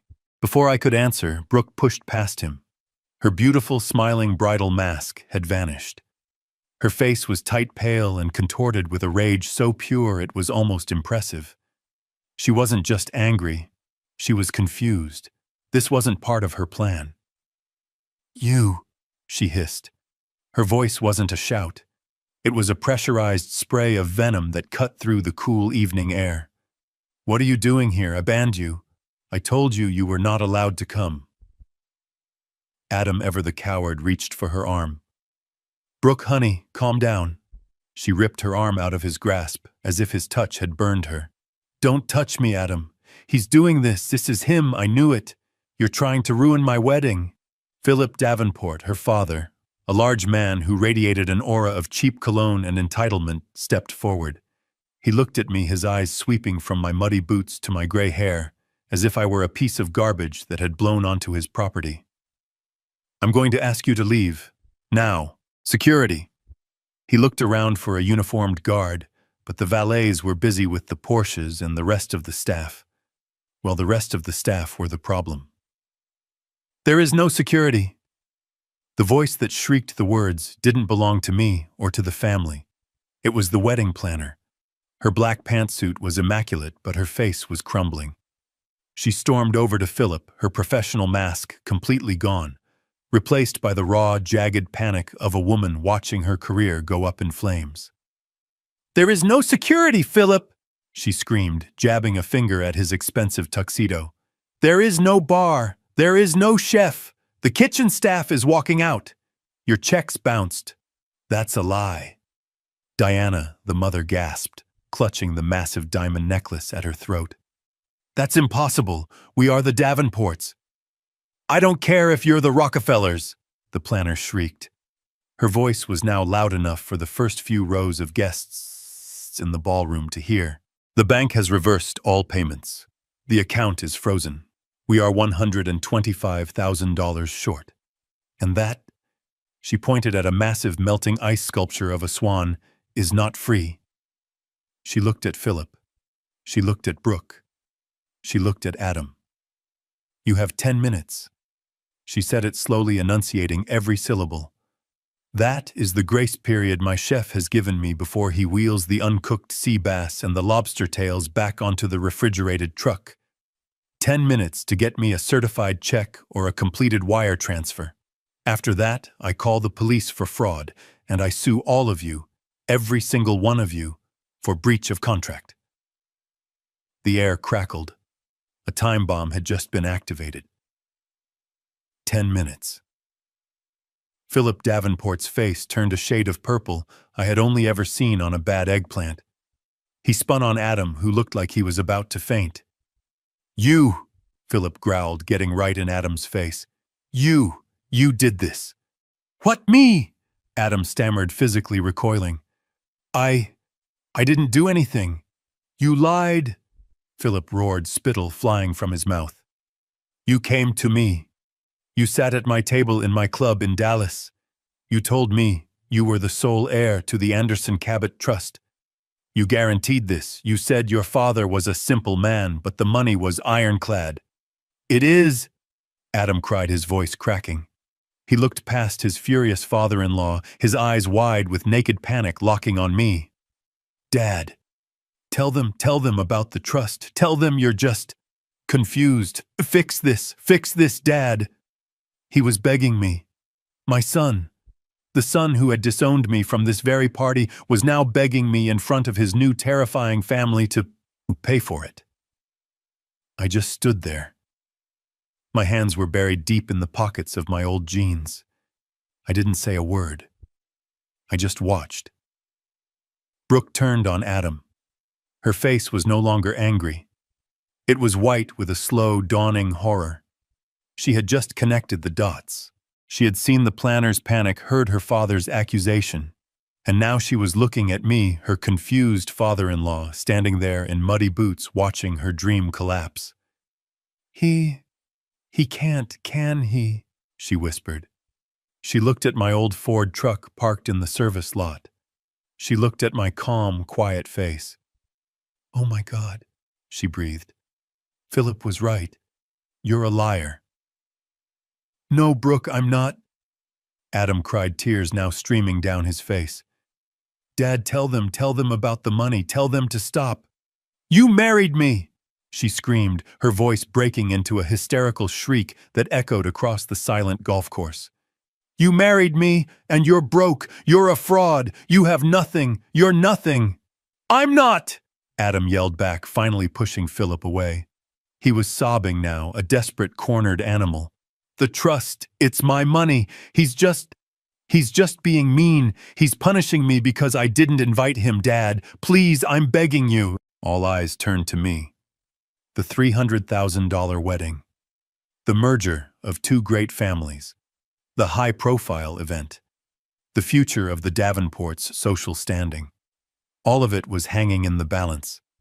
And I was just a quiet old man, in a flannel shirt smelling faintly of garden soil. "He's right," I said. My voice was calm. It wasn't loud, but it cut through the hysteria like a razor. Adam's head snapped up. His sobbing stopped. "What? He's right," I repeated, looking directly at Philip Davenport. "Adam is the sole beneficiary of the Clara Anderson Trust. It is, as you said, quite large and ironclad."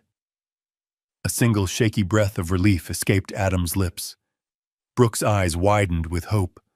Philip narrowed his still suspicious.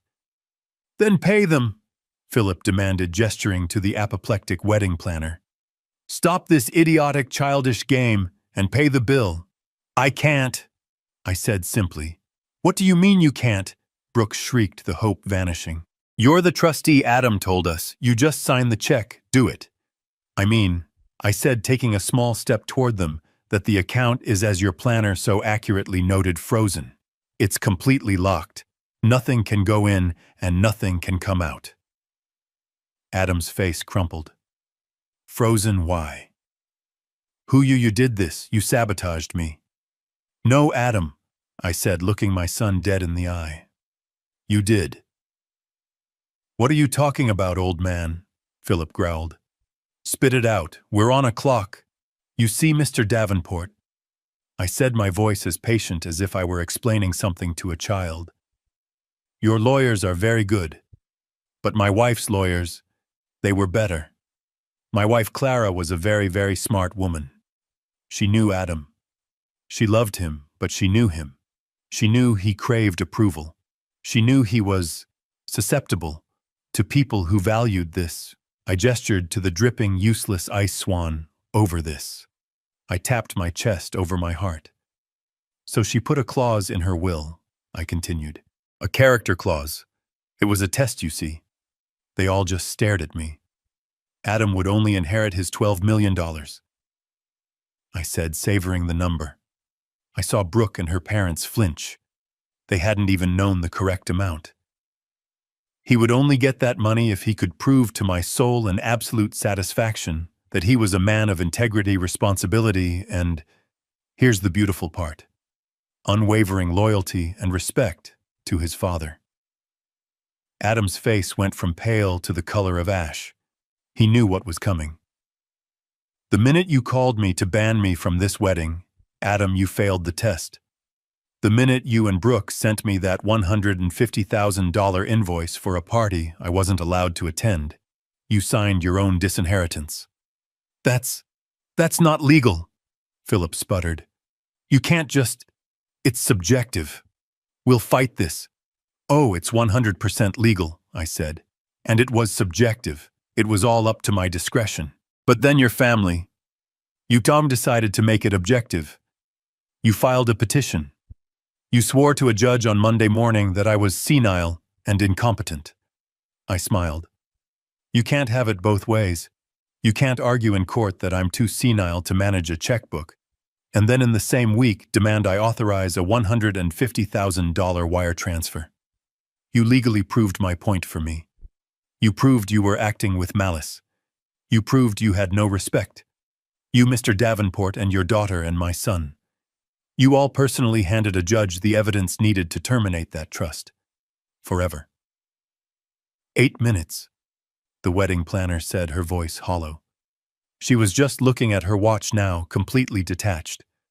Brooke looked at Adam. Her face was no longer angry. It was dead. $12 million, she whispered. Adam just stared at me, his mouth open, making no sound. 12 million, I confirmed. And all you had to do was invite your father to your wedding. 10 minutes are up, the planner announced loudly, her voice cracking with the strain. That's it. We're done. Shut it down. Call the police.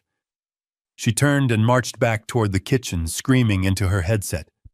Shut it down. All staff out. We're evacuating the building. The client has defaulted. Philip Davenport let out a noise, a low, animalistic groan from the back of his throat. You bastard. You ruined me. Brooke didn't scream again. She just looked at Adam, her eyes completely vacant. And then she did something I will never forget. She reached up very slowly and with a vicious twist pulled the massive glittering diamond engagement ring off her finger. She didn't throw it. She just opened her hand and dropped it. It hit the flagstone with a tiny, insignificant tink. "I want an annulment," she said, her voice flat. "I'm calling my lawyer." She turned her massive white dress swishing and walked away from Adam toward her father. Adam just stood there alone looking at the ring on the ground. And then the lights in the grand ballroom went out, one by one. Clack, clack, clack. The guests who had been peering out suddenly erupted into shouts of confusion and anger. The merger was over. The party was done. The nightmare had begun. I turned my back on the chaos, on my son, on the ruins of their perfect day, and began to walk. I was almost at the edge of the patio, almost back in the shadows of the service entrance. I could hear the chaos erupting inside the ballroom.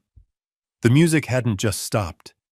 It was replaced by the scraping of chairs and the sound of 300 confused, angry voices. The lights were on harsh and bright, exposing the undressed tables and the empty bar. It was no longer a party. It was an eviction. Then I heard his voice, no longer a scream, but a desperate, broken plea. "Dad, wait, please." I stopped. I didn't turn around. Not yet. I heard footsteps running on the flagstone, the awkward, stumbling sound of a man in dress shoes that were too tight. He grabbed my arm, his grip surprisingly strong, desperate. "Dad, you can't." He panted, his face pale and glistening with sweat. "You can't just walk away. Please, please." I turned slowly to face him. He was a mess. His tuxedo was rumpled, his bow tie undone. He was crying, his breath catching in ugly, hitching sobs. "It's already done, Adam," I said, my voice flat. "No, it's not." "We can fix it," he cried. Just tell them you were joking. Tell them it was a test. I'll apologize. I'll get on my knees. Right now, I'll do anything." He was actually starting to sink to his knees right there on the patio. Then Brooke was there, her face a terrifying mask of streaked makeup and pure primal hatred. She wasn't crying. She was vibrating with rage. She grabbed Adam by his tuxedo jacket and yanked him back to his feet. "Stop groveling," she shrieked at him. "He's not going to help. Can't you see he did this?" She then turned that rage on me. "You think you've won, don't you?" she spat. "You think you're so clever, you bitter old snake. You ruined my life, my life." "I did nothing, Brooke," I said calmly. "I just declined to pay for your party, a party you banned me from." "He's right, Brooke. It's over." It was Philip Davenport. He and his wife Diana were standing right behind her. Diana was sobbing into a handkerchief, her shoulders shaking. Philip, however, looked like he had aged 10 years. The purple rage was gone, replaced by a cold reptilian calculation. He ignored his daughter. He ignored Adam. He walked right up to me, close enough that I could smell the expensive scotch on his breath. "George," he said, his voice a low, dangerous growl. "Let's be adults. You've made your point. You've humiliated my daughter. You've embarrassed my family. Bravo. Now name your price." I just looked at him. "What?" he snapped. "What do you want?" 100,000 too, you want me to apologize? Fine. I'm sorry. I'm sorry my daughter thinks you're a senile old fool. Now fix this. Pay the planner. Get the lights turned back on. I almost smiled. Even now, he thought this was a negotiation. He thought he could buy his way out. "It's not for sale, Philip," I said. Diana, his wife, finally spoke, her voice thick with tears. "Please, George, think of the scandal, the shame, our friends, the governor. They're all in there. This will ruin us. It will ruin Brooke." She was pleading, but not for my forgiveness. She was pleading for her reputation. "You should have thought of that," I said, "before you decided to judge me by my gardening clothes." I'll I'll pay you, Adam blurted out, a new desperate idea striking him. When I get a job, I'll pay you back. All of it, the 150,000, just cover it. Please, Dad, it's my wedding. That was the moment. The final desperate plea from the man-child who had caused it all. He still didn't get it. He was still trying to bargain, still trying to use money he didn't have to fix a problem he had created. He was still... Adam, I looked at him, at his tear-streaked, terrified face. You're right, Adam, I said. It is your wedding. I reached into the pocket of my old flannel shirt. Their eyes followed my hand. Adam's hopeful. Brooks suspicious. Philip's confused. They thought I was reaching for a checkbook. I took out my hand, and I opened my palm. I held his gaze. My son. This desperate, broken stranger in a ruined tuxedo. He was still begging, his hands clasped together, as if in prayer, his eyes flooded with tears. Dad, please. I'll do anything. Just pay them. I'm begging you. Philip and Diana were silent, watching me. Brooke was watching me, her face a pale, frozen mask of hatred. But her eyes were still desperate. They still, even now, thought I was their only way out. They thought my love for my son or my fear of their shame would finally make me open my wallet. You're right, Adam, I said. My voice was quiet, and they all leaned in to hear it. You'll do anything. And you're right. I should contribute. I reached slowly into the pocket of my old flannel shirt. I saw Adam's eyes lock onto my hand. A tiny, pathetic flicker of hope ignited in his face. He thought I was reaching for my checkbook. He thought I was finally giving in. Philip Davenport even took a half step back, straightening his tie, already preparing to reassume his role as the master of the house. My hand came out of my pocket. I wasn't holding my wallet. I was holding a single, small, folded piece of paper. The check with the puppies on it. The one I had mailed to him 3 days ago. The one Miles had gotten back from the bank as evidence. I had kept it. I had kept it for this exact moment. I held it between my thumb and forefinger. Adam stared at it. He didn't understand. What is that? Philip snapped. I didn't look at him. I looked at Adam. I unfolded the check. I held it up in the harsh light of the patio. $1. Adam's breath hitched. He knew exactly what it was. Brooke let out a sound, a small strangled gasp. You asked me to help, I said to my son. You asked me to contribute. I held the check out to him. Here, I said, my voice perfectly level, perfectly calm. My contribution, it's all yours. Adam just stared at the piece of paper as if it were on fire. I don't understand, he whispered, though his eyes showed that he understood all too well. I smiled. It was a small, sad smile. It was the last smile I would ever give him. You should be thankful, Adam, I said, my voice soft, letting each word land with the weight of a stone. You should be thankful that I'm letting you contribute. I repeated his own words, the words from his note. The look on his face. It wasn't anger. It wasn't sadness. It was the hollow, empty, shattering expression of a man who finally, in that single instant, understood that the game was over, that he had lost everything. I didn't wait for a reply. I let the check for $1 drift from my fingers. It fluttered in the air for a moment, a stupid, pathetic little piece of paper, and landed at his feet. I turned my back on all of them. On my son, on his ruined bride, on their angry, humiliated in-laws. I turned my back on the entire pathetic, noise-filled mess. I turned my back. That was the only movement I made. I turned my back on my son, who was frozen staring at the $1 check lying on the ground between his expensive, useless shoes. I turned my back on Brooke, whose face had gone from red rage to a horrifying slack-jawed ashen gray. I turned my back on Philip and Diana Davenport, who were staring at me as if I had just transformed into a creature they had no name for. I heard the sound behind me. It was Brooke. She made a noise, a low guttural sound from the back of her throat like an animal. And then she just collapsed. Her legs buckled and she fell to the ground in a heap of white silk and lace, a ruined monument to her own greed. Adam didn't move to catch her. He was still paralyzed, lost. Philip was the first to react, but he didn't run to his daughter. He lunged at me. You can't just walk away."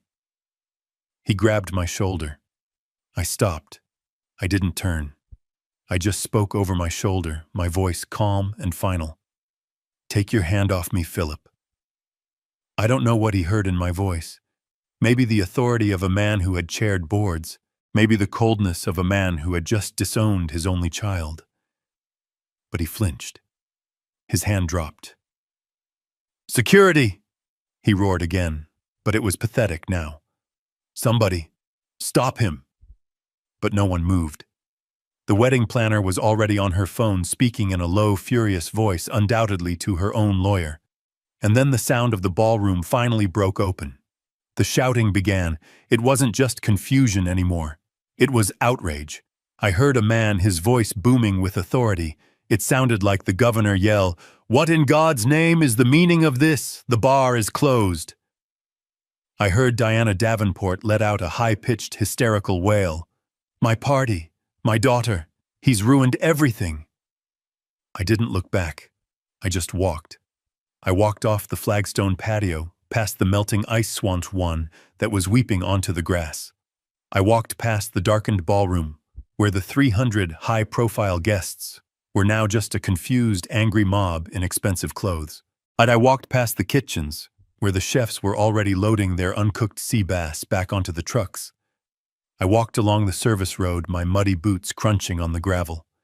I could still hear Brooke's sobs, a thin, desperate sound in the perfect, crisp October air. I reached my truck, my old rusty Ford pickup parked between the florist's van and the catering truck. The drivers were leaning against their vehicles, smoking cigarettes, watching the chaos at the clubhouse with bored amusement. "Looks like the party's over, old-timer," one of them said to me, gesturing with his cigarette. "It would seem so," I replied. I put my hand on the cold metal door of my truck, and I saw him. Miles. He was leaning against his own car, a quiet, dark sedan parked in the shadows. He wasn't smiling. He just nodded once, a simple gesture of acknowledgement. Of a job done. I nodded back. He got into his car and started the engine. I got into mine. The old Ford engine rattled to life, loud and obnoxious in the sudden silence of the country club. I drove away first. As I pulled onto the main road, I looked in my rearview mirror. I could see Adam. He had finally moved. He was standing in the middle of the driveway, illuminated by the headlights of the departing Porsches and Escalades, a lone, pathetic figure in a ruined tuxedo. Brooke was still on the ground. Her parents were screaming at the wedding planner, who was screaming right back. I turned the corner, and they all disappeared. I drove home to Montclair. I didn't turn on the radio. I just listened to the rattle of my old truck, and I felt quiet. I heard, of course, you always hear.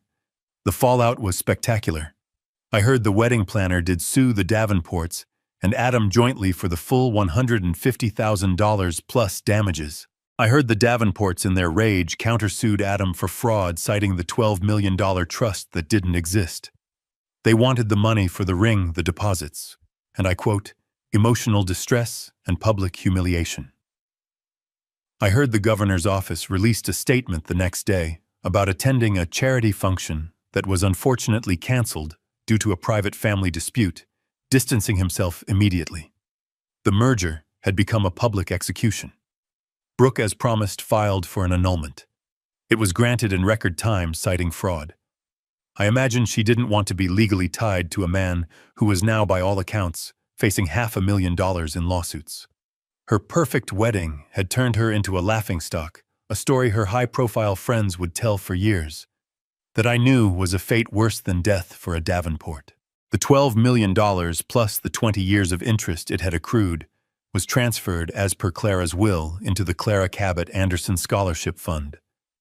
Miles and I had our first board meeting. We funded the architectural educations of 50 students in the first year alone. Clara's legacy was finally safe. And Adam. He called, of course. He called every day for a month. His messages at first were furious. Then they became pleading. Then they were just silent, broken sobs into the voicemail begging me to pick up. I never did. I heard he declared bankruptcy. It was the only way out. He lost the lawsuit from the Davenports. He lost the lawsuit from the wedding planner. He lost the condo. He lost the BMW. Last I heard from a neighbor who saw him, Adam works at a Home Depot in the next county over. He works in the lumber department. He's paying off his court-ordered debts one minimum wage paycheck at a time. He lives in a small rented room above a garage. Sometimes he sends me letters, handwritten. They're full of "I'm sorry" and "she made me do it," and "please, I'm still your son." I read the first one. I don't read them anymore. I sold the house in Montclair. The memories were too thick, and the faucet, no matter how many times I fixed it, always seemed to start dripping again. I bought a small place up in the Hudson Valley, a stone cabin with 2 acres of land. It's quiet. It's mine. I have a new garden now. I sit on my porch and I watch the sun set over the trees. I'm 71 years old. I am by all definitions completely alone. I have no wife. I have no son. But for the first time in my entire life, I am completely, utterly, and finally at peace. Clara was right. She always was. She knew that true wealth wasn't the money she had. It was the character she tried to build. And if you didn't have character, you didn't deserve the money. My son thought he could ban me from his life and still send me the bill. He learned the hard way that I was the one holding the checkbook. And I had finally decided that his account was closed. This story is a powerful reminder that true wealth is not measured in dollars, but in character. It teaches us that greed, arrogance, and disrespect, especially towards family, carry a devastating price. Underestimating someone based on their simple lifestyle or perceived weakness is a profound mistake. True power lies not in what you can buy, but in the integrity you hold. Betraying loyalty for financial gain doesn't just cost you an inheritance. It costs you your dignity, your family, and ultimately, your self-respect. What do you think of the lesson Adam and Brooke learned? Let me know your thoughts in the comments below, and please like and subscribe for more stories like this. 뭐야? 앞에 누가 사람 있는데? 세연인가? 세연인가? 근데 왜 뛰지? 아, 준현이. 건물 하나만 보여라. 보자. 건물 하나만 보여라. 일단 걷자. 일단 걷자. 무서워 죽겠어. 만났습니다. 잠깐만. 만났어. 근데 만나서 할 때, 근데 힘이 너무 셉니다. 아니 막 드는데요?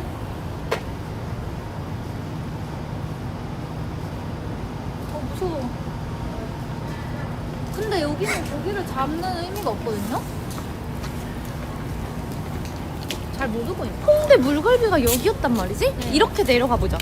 아니 근데 가면은 이따 마주치거든요? 생각을 하고 해야 될 것 같습니다, 팀장님.